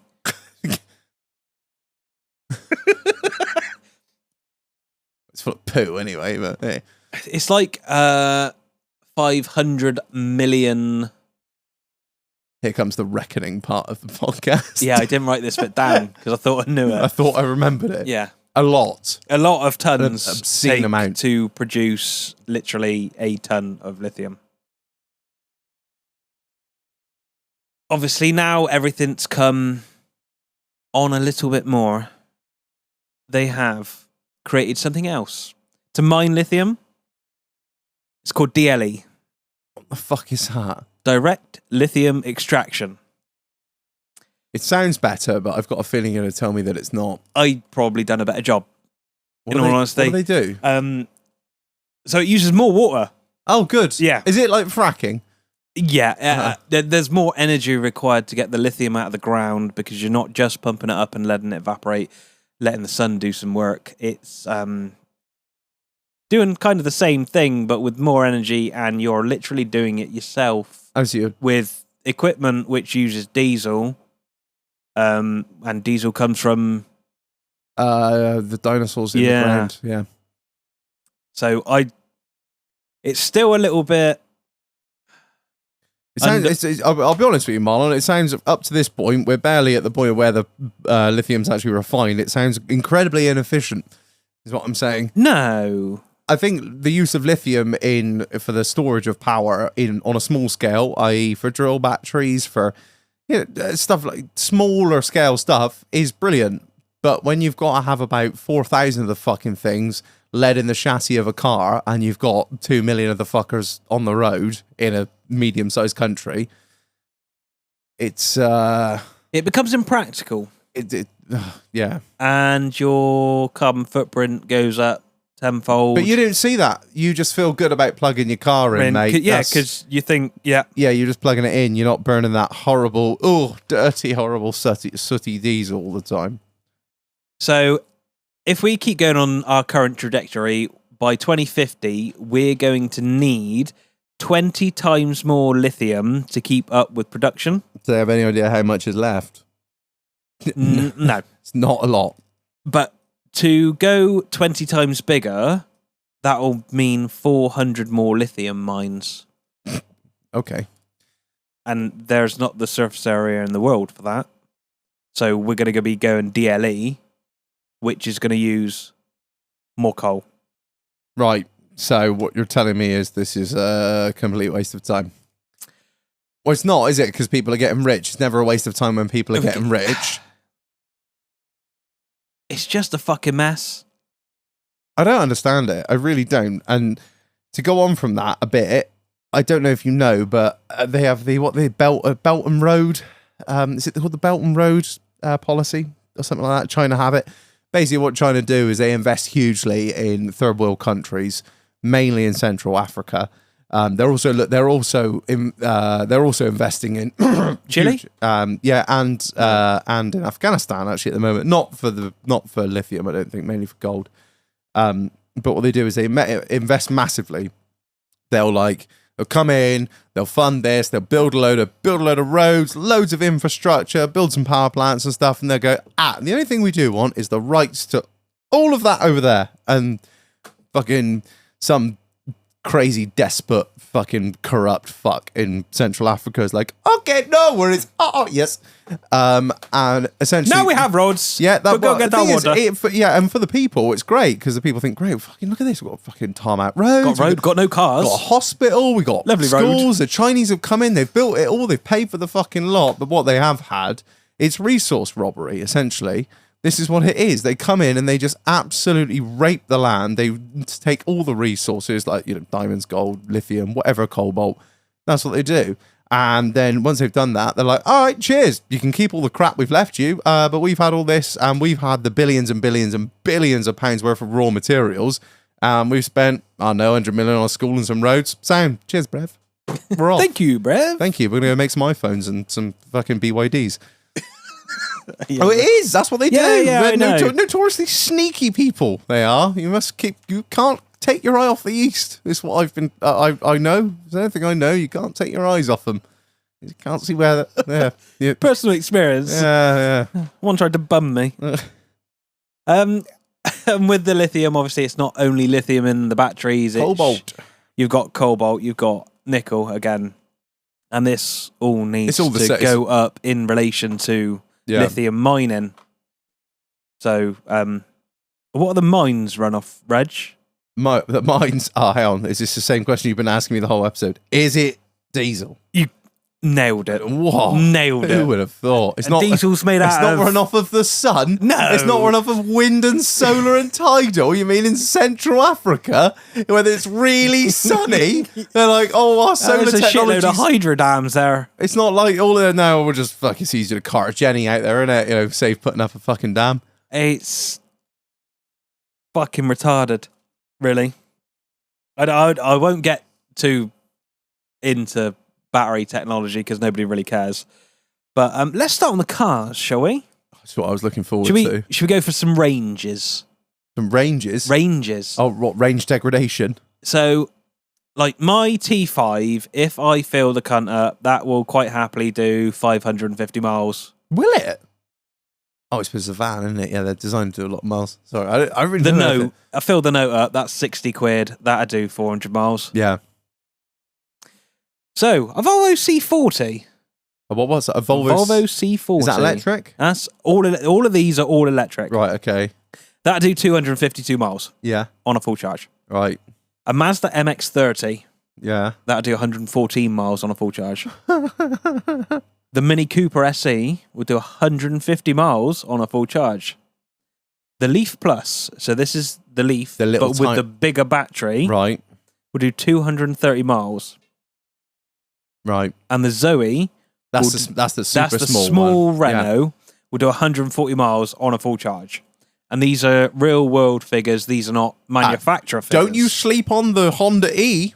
That will do 120 on a good day when the sun is shining at the right time and it's nice, warm and brand new.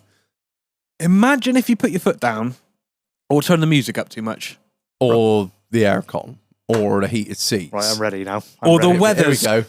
The weather's been cold. building I've up been to this. fucking waiting for this. I was going to let you run your figures. I'll let him have his little word here. Our Renault Kangoo at work, it was a full EV. They said the cunt would do 180 miles on a full charge. You're like, sweet, and get round, drop all the parts off, get back, still have literally, you can do battery left. We do a round in the morning, round in the afternoon. Real world, that's more like 140. If you go up a hill, it goes down 120. In the winter, it goes down to 80. Oh. So, end of last year, I want to say it was September, October time, I was fortunate enough to get invited to Sweden by Scania Southwest for the release of the new Super engine. And when we were over there, obviously, truck EV technology is being pushed. And we went into this conference room and they did this big presentation and blah, blah, blah. I'm not saying it's not clever. I drove the electric Scania around the test track and it was fucking unbelievable. It was just a standard 4x2 box rigid, and it's got like 600 horsepower at drive wheels. Like the power is fucking unbelievable. Anyway, so they have this EV technical specialist from the factory that we were having this long discussion with, and he had a like a calculator system on his laptop that was being projected onto the screen, so you could put in your details of what you were doing. So let's just say, I don't know, you were doing multi-drop or you were doing like regional work. You could put all this stuff in with your mileage, your weights, and it would project at the end of it what sort of spec EV scan your vehicle you would need to do the job. Now, they are only basing their ranges on 80% of the battery. Yeah. Because what they're saying is the lithium battery will last 10 years. Once it's of 10 years old, its full capacity will be at 80% Right. to what it was new. So they're doing their ranges from 80%, I think that's hopeful for which a is- start. which is, fair enough. You can't, that's all projections because they're not 10 years old. So we had a long chat with him, and then we were going on the conversation of what you were just saying about temperatures, because we all know that In the lithium cold. batteries do not like cold. So obviously, being in Scandinavia, I thought I might get a decent conversation with this chap. And basically, he said to me that Scanias have employed a anxiety officer. So what this anxiety officer, what Scania found, that they were producing these electric vehicles in Scandinavia, and the drivers were using them, and they were getting something. They were getting something called range Range anxiety. anxiety. Yeah, I've heard of it. So they'd be driving up around the Arctic Circle, and it would be like twilighty, like it is up there most of the day. Yeah. They'd be driving around on side lights with no wipers going, the radio off, because they can see the range, and then obviously the colder it gets, the lower the. So they've got these range anxiety officers that come out and help these drivers try and sort it out. And the problem is, we're trying to run before we can walk. We haven't got the infrastructure to cope with the vehicles, so it's just a big, massive circle. Now, if anyone will crack it and make it work, it will be Scandinavia. They are up there. I mean, I think it was it Top Gear that did the test with the electric Kia? It might have been Fifth Gear. One of them did it in the Arctic Circle because they have the best electric infrastructure in the world. And what they're finding now is it is working. It is working. What they're doing is when these trucks are backing onto bays in places to tip, they're putting charge points. Yeah. So if you're tipping for an hour, you're getting an hour's charge. But who's paying? Is it coming off the rate of the job that you're delivering? Because they're not paying for it. Because that is, the cables charging these EV trucks, they're like fucking 3 inches thick. They're a scrap man Huge. stream. And don't get me wrong, like I said, the truck itself, I drove it, and apart from the pure silence, you would have not have known it was anything else. It had exactly the same dashboard. You still started it with a key. The other clever thing that they've done as well, which I know is quite a big thing with these electric vehicles now, they've done that regenerative charging. So it's got a retarder on it like a normal truck. And when you come down over it, when you start it, the rev counter would go at 12 o'clock rather than down the bottom. Yeah. So it would be green to the right, Yeah. blue to the left. So when you went up the hill, it was right round in the green. And when you eased off at the top and pulled the retarder stalk down, it would go right round into the blue. So he's charging. He's charging. Now, I didn't get to ask him, but I can only presume that's done somehow off the prop shaft. Basically, just like a fucking giant alternator. Yeah. Yeah. It was impressive, and the range goes up fucking quick. It charges it quick. That's all well and good, but it's not going to work very well when there's not that many hills, Yeah. because it didn't do it on the normal foot brake. I know a lot of cars do it on the foot brakes, don't they? Is that something to do with the motors on the wheels? So that's not very common Because I had that's another lot of money. I had a Qashqai hybrid on holiday that did it, and you had to, if you pressed this little EV button on the dash, like a little green leaf, it would almost act like a retarder on a truck. As soon as you eased off the throttle, it would automatically start like It'd braking. be like a hydrostat. It was weird. It took some getting used to. That's the other issue you have. You have millions and millions of people in the world that can't fucking drive. Now, I'm not saying that that hybrid Qashqai I had when I went on holiday was fucking brilliant. I did 72 miles to the gallon driving around Italy. But you have to drive it properly to get the most out of the vehicle. Now, you know as well as I do, when mother's got the 3 kids in the fucking back at 8 o'clock in the morning, she ain't worried about that. She's driving that fucking thing like she stole the cunt. And that's the other issue you got. You can have all this technology, people aren't going to use it correctly, you're not going to benefit from it. So it's just a vicious fucking circle. That's it. Your predicted mileage won't be your actual mileage because you'll be flat out driving like a cunt. The batteries on them trucks, they're down. Well, if you looked at a standard 4x2 rigid, it's down both sides of the outside of the chassis. Jesus. So it's all the way down one side, all the way down the other side. The other thing that worries me about them is what fuels lithium when it's on fire? Lithium.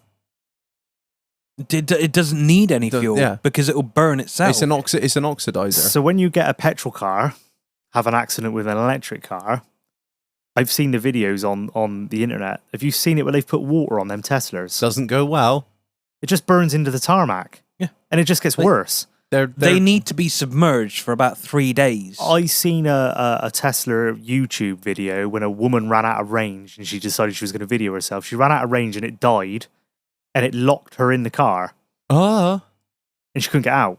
Oh, shit. You're just sat in a fucking bomb. Like, they haven't even spoken about insurances. What the fuck is it going to be like to insure these vehicles in a minute? It's going to be horrendous. And the price of them, and again, we're not getting anything, like talking from like a haulier point of view, we're not getting anything for it. They won't help. There's no grants. They won't help you put the infrastructure in to charge the fucking thing. They won't help you buy it. And when it's, I don't know, I'm going to say 5 years old, it's fucking, you might as well just cut it up with a gas axe. And the other issue, I mean, we could go on all fucking day. What about all these fitters? What about these chaps that have, there's going to be no fucking engines to work on in a minute. It's all in me now. Sorry, anyway, I'm going to hand you over to Marlon. It's our EV consultant here. So the lifespan of an EV, as we've said, is about 10 years. And then that is where the point of the battery depletes and becomes shitter than it originally was. Sorry to interrupt. So I asked the chap, when I said to him, I said, when it gets to the lifespan, then 10 years, what do you recommend we do? Well, we recommend that you take the batteries off of the vehicle before you scrap it. So bearing in mind, this electric truck to look at, obviously it has electric motor in it and batteries. Everything else on it is still the same. So what about the axles, the cab?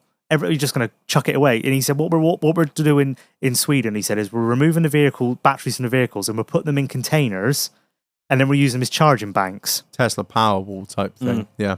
Right, so we have to chuck the truck away, but it's all right. We can keep the batteries and put them in a container and use it to charge a new one. Fuck it, keep the truck. Sling a fucking old V-banger in there. Keep her blowing on. Well, it's so ironic. Like, this is what I was saying to this chat, and he was a sensible bloke. Like I said to him, I said, you're the only European truck manufacturer that still manufactures a V8 engine. I said, I've just been around the test track in a 770 V8 fucking tractor unit. I said, now I've just gone around an electric vehicle. You got to make your fucking mind up, mate. Do you want to save these penguins or are you trying to fucking kill them? I just love the noise.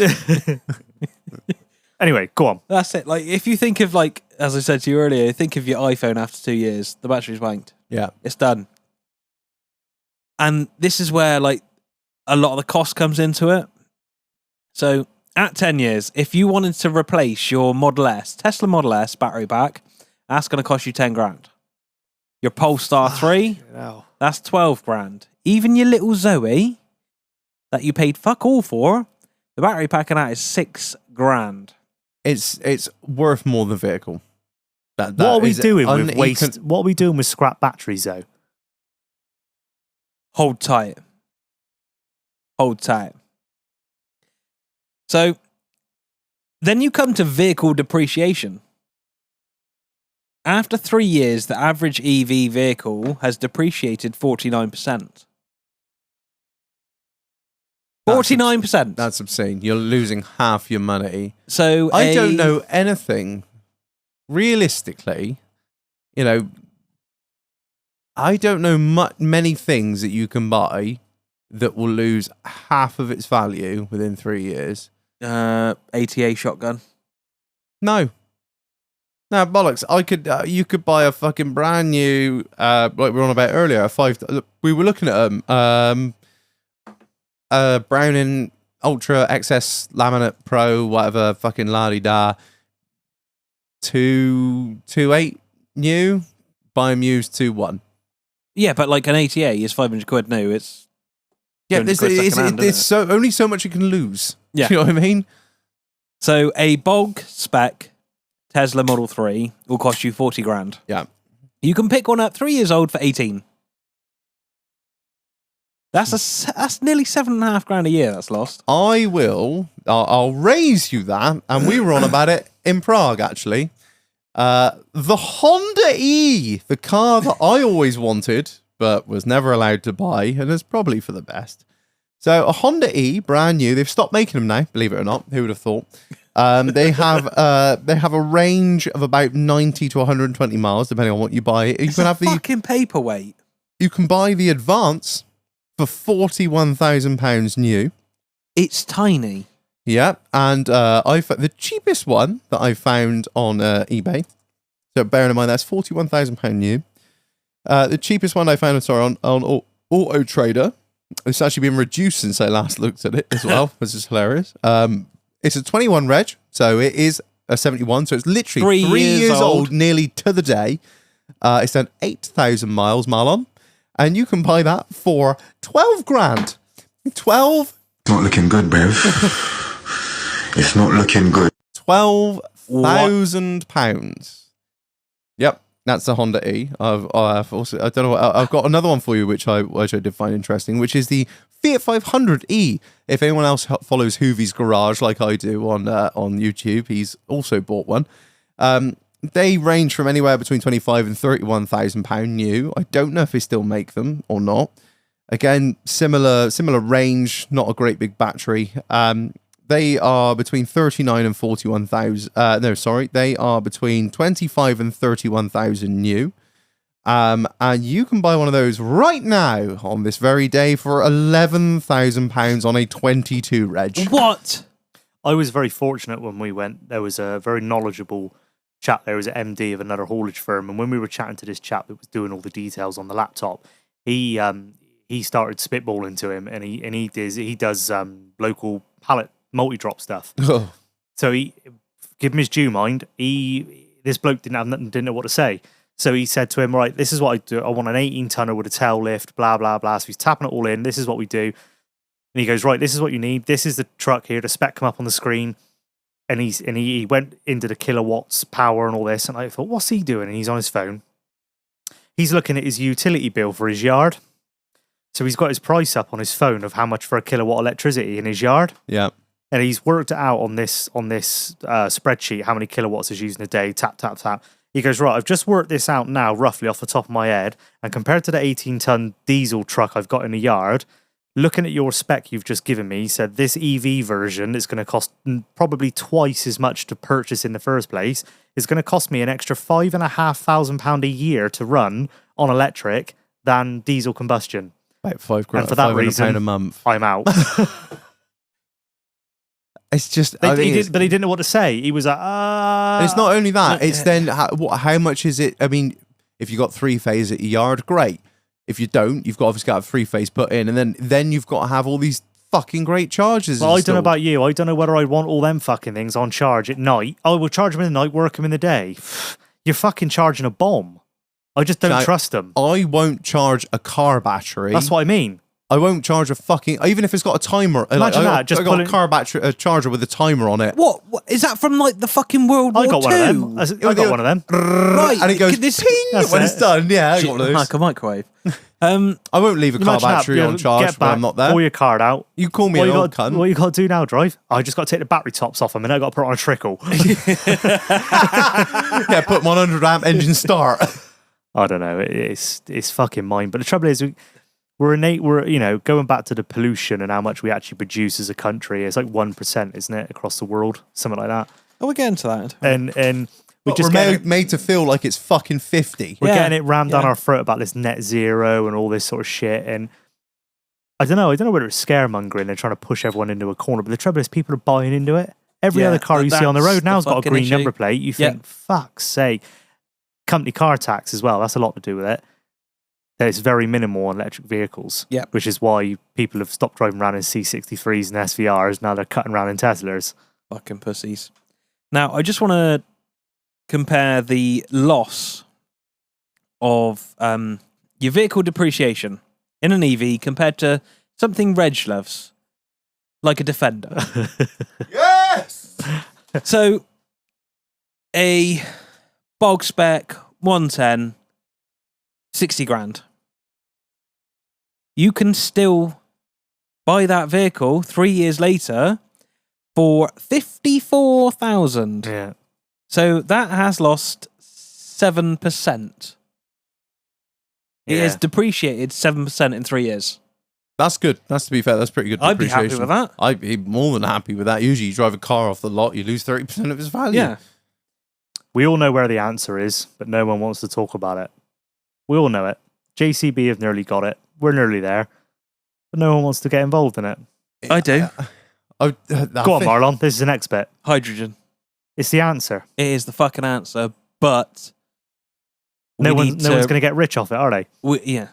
The production, I think the We production, need to refine the production. it's incredibly an energy hungry production Yeah. process, isn't it? Although it's the most one of the most abundant elements in our world, Extracting it from everything else. harnessing it, yeah, is the problem. And then we need some really, really good fuel cells. Yeah, really, really strong. Yeah. Yeah. Yeah. Hence, but there was something that we dropped on a certain country back in the 40s. It was called a hydrogen bomb, Please. I believe. Go on. Should have chopped fucking three of the cunts, really shut them down. But anyway, that's not the point. Hiroshima didn't that coming. How you like me now? Out of nowhere. Right. EV batteries recycling. Yeah, this is the other thing. 5% are currently recycled. 5 fucking That's in percent them of their wanky batteries. little fucking clear tube things on the way out of Tesco's, isn't it? Yeah. You put your batteries in. Right. Yeah, chuck a fucking And vape in the there. fucking hideous thing is 95% of the contents of the battery can be recycled Really? and reused again. Fuck, I didn't know that. But is it cost effective to do that, No. or is it cheaper? Technically, it's course it is. 100% because when I take my batteries to the scrapyard, I always take the tops off and fill the rest out with water. Get more weight. Batteries for their weight. They do it at the scrapyard. They do now. Yeah, they do now, don't they? Fuck off. They do if you're a fighting man, boy. I tell you, John Dog, I won't have you do these on batteries. You must weigh them. They're good ones. They're old ones. They're full of the old stuff. Take They all the come- tops off, bring them out of water. I didn't tell you that. They're not distilled. Just straight out the hose. Some manufacturers that replace them under warranty do resell the battery packs to people that can use them for other things. So, like your Vapes and fucking dual. I've seen old shag nuts on the internet. Matey boy in fucking Mumbai there doing the batteries. Have you seen that? Where he Oh, takes yeah. the plastic off the top Oh God, I love in his that. fucking flip flops. Yeah, you seen him? Cuts the tops off the batteries. He and takes resells them. Takes all the individual lead fucking sheets out. He resells the batteries. It's amazing to watch. Then I tell you what, you take away, modern technology and let a man and a hot fire and some disgustingly dangerous metals go at it. You'd be amazed at what they can make over there, Marlon. Shaggy, he re-weld an axle on the side of the road out there. The lorry would just Who bend was an the other axle one? in half. He Fucking just puts Steve, Chinese Steve. Remember That's before it. COVID? Yeah, Fuck me. yeah.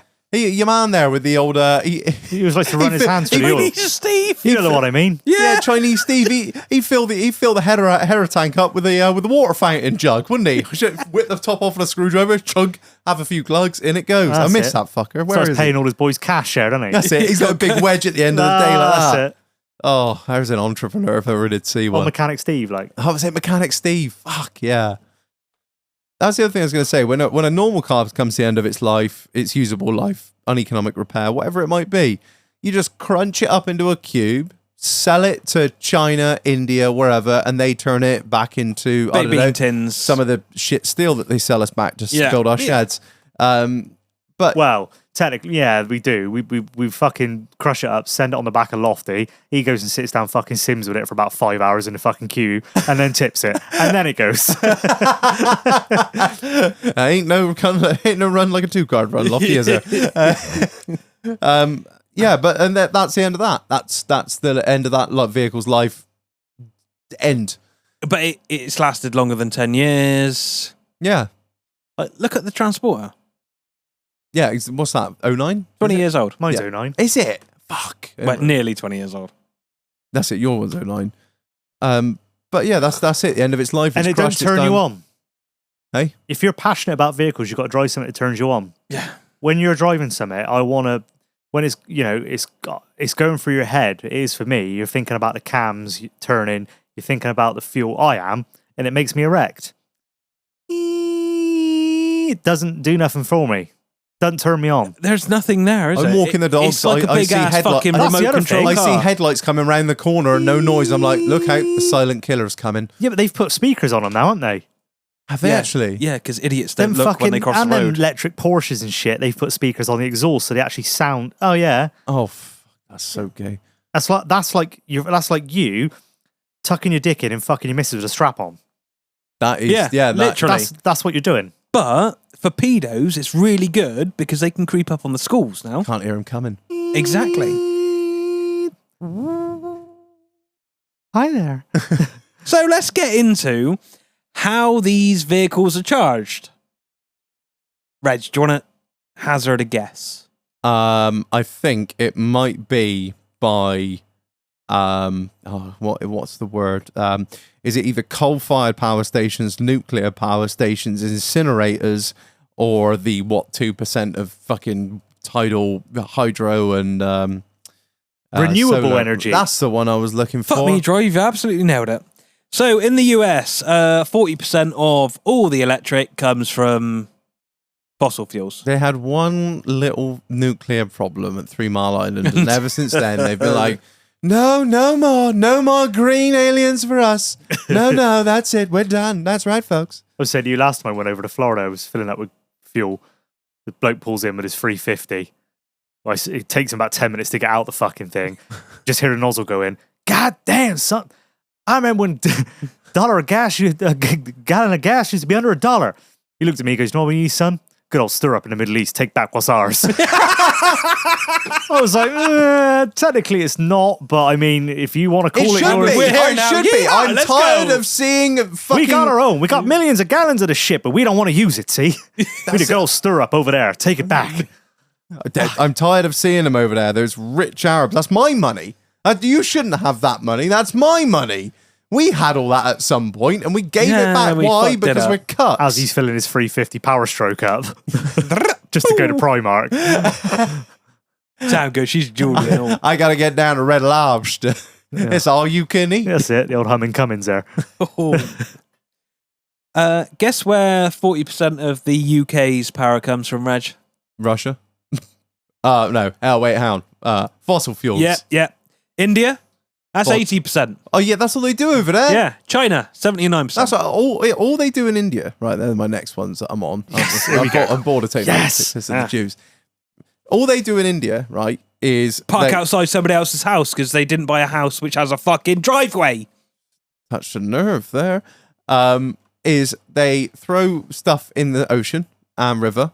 They're Reg, they just want to recharge their batteries. I appreciate that, but they're massive polluters. They are. Smelly. They do smell funny. They do smell, yeah, and Fantastic food, though. and horrendous polluters. I always think, why are we sending so much money in aid to India and constantly do as this sort of like, oh, we had the Raj years ago and we were quite a bit mean to them at some point, but we need to send millions of dollars in aid to them, billions if not. But they have a space program. Yes, They have a space program. Yeah, they haven't really got anywhere. They have a space program, but we send them money and aid. I'm like, whoa, hang on. Why don't we stop flying up to have a look at the moon? And why don't we try and pull the poorest of our society out of poverty? That's all I'm I saying. don't think you ever will. Next level is working on these things. Oh yeah, So nobody really wants to work on them, do they? 'cause they're terrifying. I mean, voltage is voltage. Don't lick it and don't put your fucking fingers where you wouldn't put your dick. But it's a lot of money to train somebody up. So I'm IMI level 4, What's Institute Institute of Motor Motor Industry. Idiots. I know the one. And that costs something like 1,500 quid to do that. That's 3 separate courses over week and a half, 2 weeks, with a shitload of paperwork, just to be able to work on them. Now, every garage, car-wise, on the corner isn't going to be able to afford that, no are one they? wants to touch And they it. don't want to... Not only is training the mechanics costly, new kit. There are enough fucking people in the industry, mate, let alone training the ones that are already there. They're like, you know what, Shag, I ain't going to be here much longer. I don't want to work on this shit. I'll go drive fucking Tesco's bus. Yeah, literally. I'm nearly there. Like, new kit, you need insulated tools. You need different multimeters, gloves, signs. A hook man. Hook. That never ceases to amaze me. A fucking hook man. I want to know how much I get paid to be a hook man. Well, whatever my second text on. Do you know what? I'm going to go straight off the Barron Sea, running the hook over the side of the old Cornelia Marie, running the hook there, to coming into your garage and running the hook on you before you get fucking zeeted. I try not to lick the batteries. You don't fuck with electric. No. Treat you with respect, you'll be fine. It's not. Well, you say that. I'm like, why does this contactor keep clicking out? Let me get this rule plug because it's plastic and I'm immune from electricity if I touch the rule plug and just shove that contactor in so it stays on. Hey, still here. Yeah. I ain't dead yet, motherfuckers. Yet's the key point in that statement. Like, the less people that want to work on it, the more expensive it gets. The parts are really expensive. It just gets to a point where it's only main dealer that will work on them because nobody else wants to touch it. Yeah. And main dealer have a duty of, not duty of care, but like, you know, they have I don't know what the word is, but yeah. Duty of upkeep. Yeah, vehicles. a responsibility to maintain the vehicle under its warranty. The Land Rover shit, you get a DC converter go down. That's nearly $1,000. They won't warrant it. Shit. And it's common as fuck. So you wouldn't recommend a hybrid either? I would, not a Land Rover hybrid. Absolutely fucking not. This is a bit of a wild take. I quite like the plug-in hybrids. I like it. I like the standard hybrids. Like You have with the plug-in hybrids, you have the option to plug it. Yeah, you don't have to. that. It'll still charge its batteries off the not engine. as well. Hey, not as well. No, not as well, obviously. But I think those plug-in hybrids are pretty good. I don't know. You probably know more about it than me, mate. My experience of driving the hybrid. I mean, the first one I had when I went to Italy was a Lancia hybrid. Whoa! And the second one was that Qashqai. That fucking Qashqai was brilliant. Mate, so the Japs good. know how to engineer shit. Yeah, it was brilliant. And like for my wife just poodling around town, and I just like the thought of it having the engine in it because it's always there. You've always got fuel. You know, you haven't got this fucking thing with the range. And when you are on a bit more of a run, if you do use the vehicle correctly, you can maximize the efficiency. Yeah.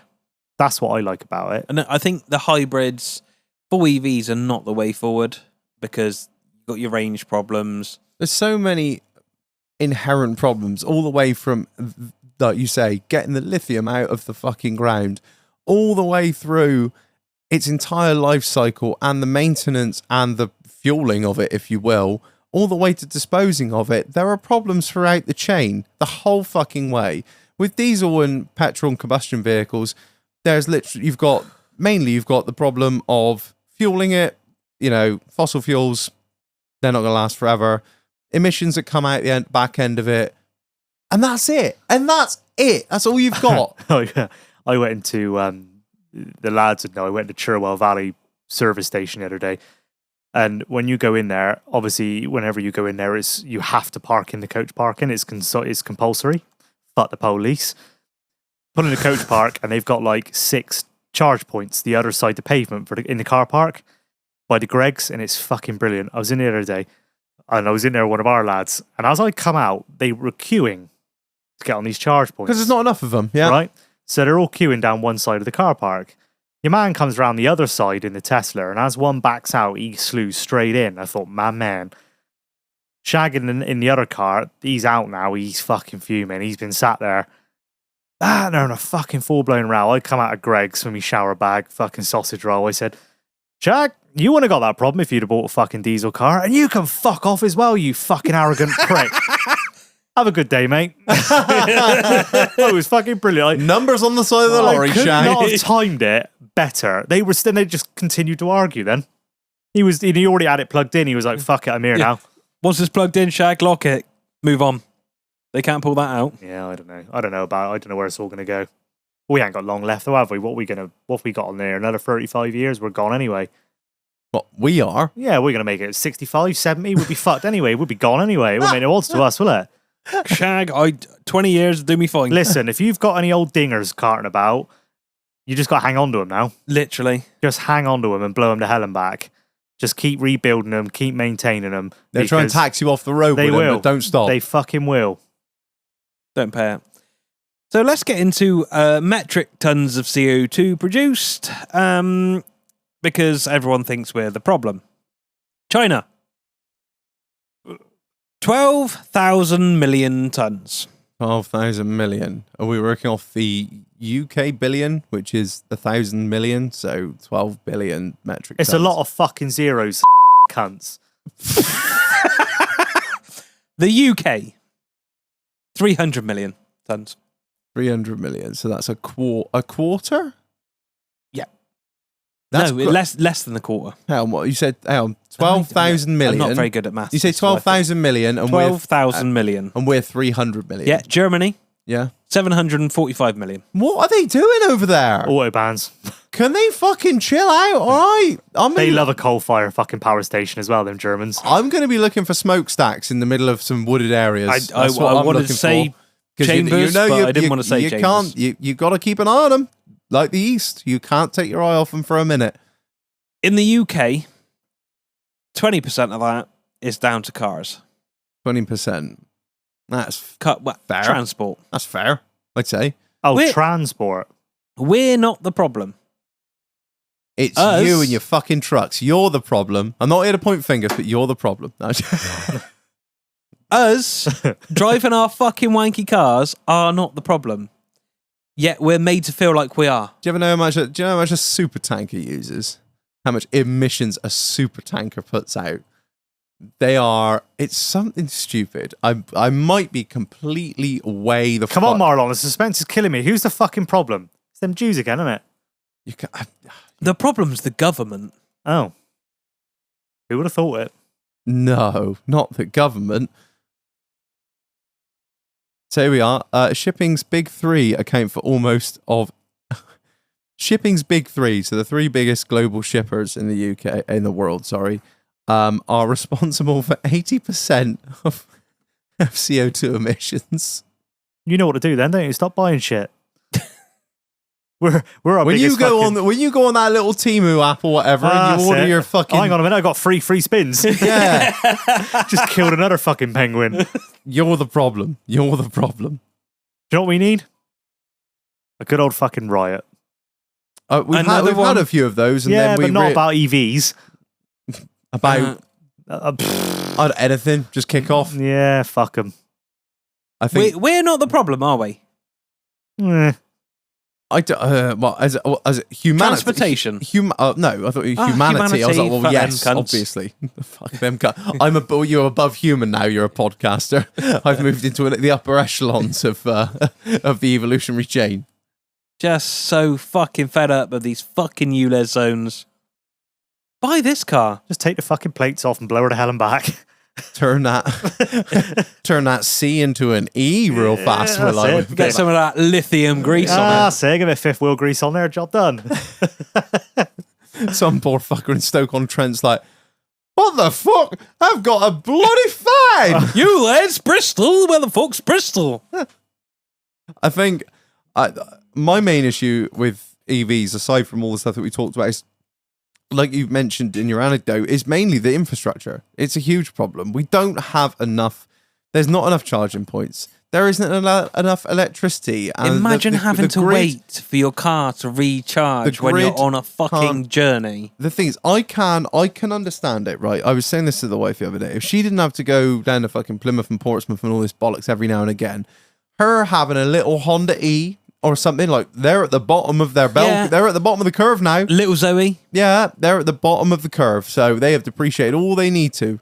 Pick up one of them for 11 grand and just float it around town, charge it at night. You get the EV night rate, You get night rate again. Remember night rate? You just have that on the electricity. Yeah, he's the bang of washing on at night. On the what was it? Oh, Eco 7. That was it. I don't think you still do it. 7 pence a kilowatt hour between the hours of I think it's 10 and 4 or something. Could you imagine everyone finishing work at 5 o'clock, pulling on their drive at 5:30, everyone plugging their fucking All the lights go. because it's not, you know as well as I do, it's got fuck all to do with the volts. It's the amps. Yeah, The draw. that's of your it. pole. Yeah. And everyone's going to be put. Not the Euros just gone, the World Cup before. Can you remember when everyone was watching telly and they reckoned that it spiked the fucking power output because everyone was watching TV? Imagine everyone plugging their fucking cars in. Yeah. Everyone would just go. Brrr. They said to us years ago when I was at primary school. They said like this is back in like the 90s or something like that. Don't tell anyone that we touched you. No. Just don't sign this bit of paper and take this money. No, they said the power grid was off. You could literally see when halftime was on the in these power stations because halftime had come and every British man would like that wasn't on in the pub would go put the kettle on, and you could literally because 3 kilowatt in it a kettle or something like that, something similar. Yeah. The power spike was huge during halftime because every bloke would get up and go put the kettle on for a cup of tea. Mad, isn't it? We keep getting it pushed down our throats about one of these fucking smart meters put in the house. I said to Holes about it, I said, it wouldn't matter a fuck to me. Wouldn't care. It could be on the fucking table there, bouncing off the limiter. If you want the tumble dryer on, banging Turn it it going on. washing on. Ted's upstairs with his fan on because he's sweating his bollocks off. If you want to make a cup of tea, I'm not going to say, I better turn that tumble dryer. Fuck him in it. Let it go. Let's be having Literally, you. mate, mine is on top of the boiler. Yeah, I can turned imagine. round. I had I one. don't give a fuck. I had one for about. I got a smart meter and I had one of those displays for about a week, and I was like, I just don't fucking care. I don't care enough. Do you know what it is? It's to make you feel like you're the problem. That's what it is. It's make if they make every person feel like they're the problem, and if we all reduce our usage by 2%, we can fucking X, Y, and yeah, sure. China's building a new coal-fired power station every suck a month. fucking dick. Me turning my television off at the wall isn't gonna make a damn bit of difference. I'm having a hot tub and an aircon unit. Suck me, you fucking cucks. No time for it. No time. Well, we're at the all. problem, though. I'll pay the fucking. You provide the electricity. I will pay the bill. This is the basics of a free market economy. You provide something, I pay for it. You make a little bit, I lead a happy life. Stop making me feel bad for living in a capitalist society. Get fucked. So who are we blaming? The chinks? I mean, them, the Indians, they're the main contributors. Yeah. On a local scale, we blame the fucking government and this whole green initiative. The thing is with the whole green thing, it's created an entire new industry, hasn't it? You think back in the 90s, we weren't even thinking, late 90s, we weren't even thinking green, using less, doing this. We were all worried about the ozone layer. We fixed that fucking job. And then they were like, oh, we didn't make enough money out of that. What about if we start this whole green industry? Why do you think it's called the fucking black countries? Because you couldn't see your hand in front of your fucking face. We did the damage 100 years ago. Didn't we? Fuck me. Yeah. You only got to watch some of the old Fred Dibner stuff on there, firing at them steam engines. You're like, fucking hell. Smells good, though. Oh. But we've cut out the middleman there. It's just putting the coal straight in. You got to Yeah. do fuck all, have you? Yeah, we didn't need to plug the fucker in. No. We had the coal fire stations between our legs. We were old Bring school. back coal.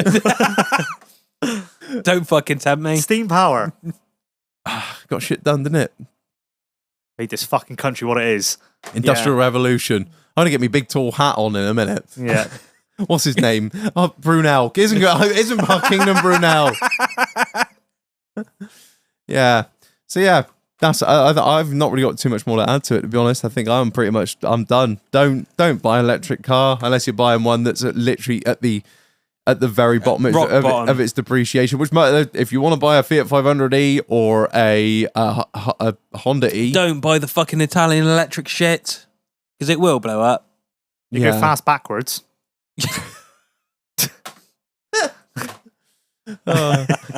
Don't know which side it's on. AC, DC. I don't know which It side. shuts do I off between 12 and 2. pick?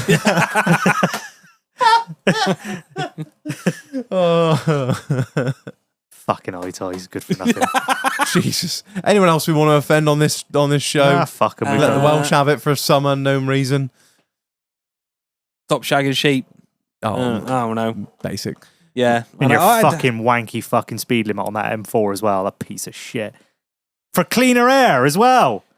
Fucking cleaner. I want to get on the limit and get out the shithole, not cruise around here at 50. When you start putting clean air signs up, I'm dropping a gear, Oh, picking the revs up just to fuck you off.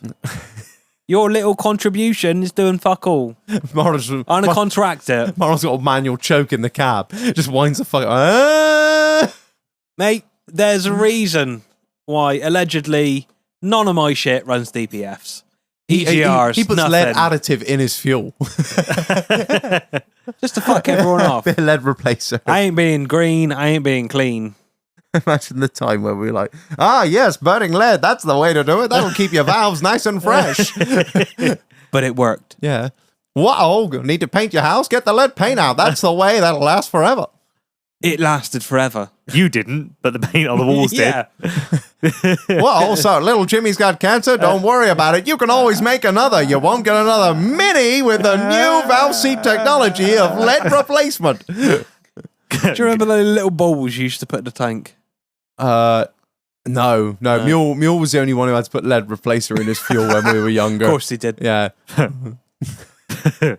Bring just back had- asbestos. He I just said. had a bit of lead flashing that he just shave off and just hit into the tank every now and again. Oh dear. Right. What a shit state we're in. I think I've had enough now. I think no, we're- I'm all done now. we're all cussed out. Yeah. Awesome. Right. We've offended every country known to man. It's been a good show. Right. Thank you everyone for listening. Appreciate it. Please find my pint glass, join the Patreon and buy the merch, all that good shit. Check out the sponsors. We love you long time. I've been Reg. Fuck Reg. I've been Marlon. I've been Snake. We'll catch you on the next one. That's the end. Thank- Ah. It's the next week. Yay! Thank you, Brev. Not looking good, Bev. It's not looking good.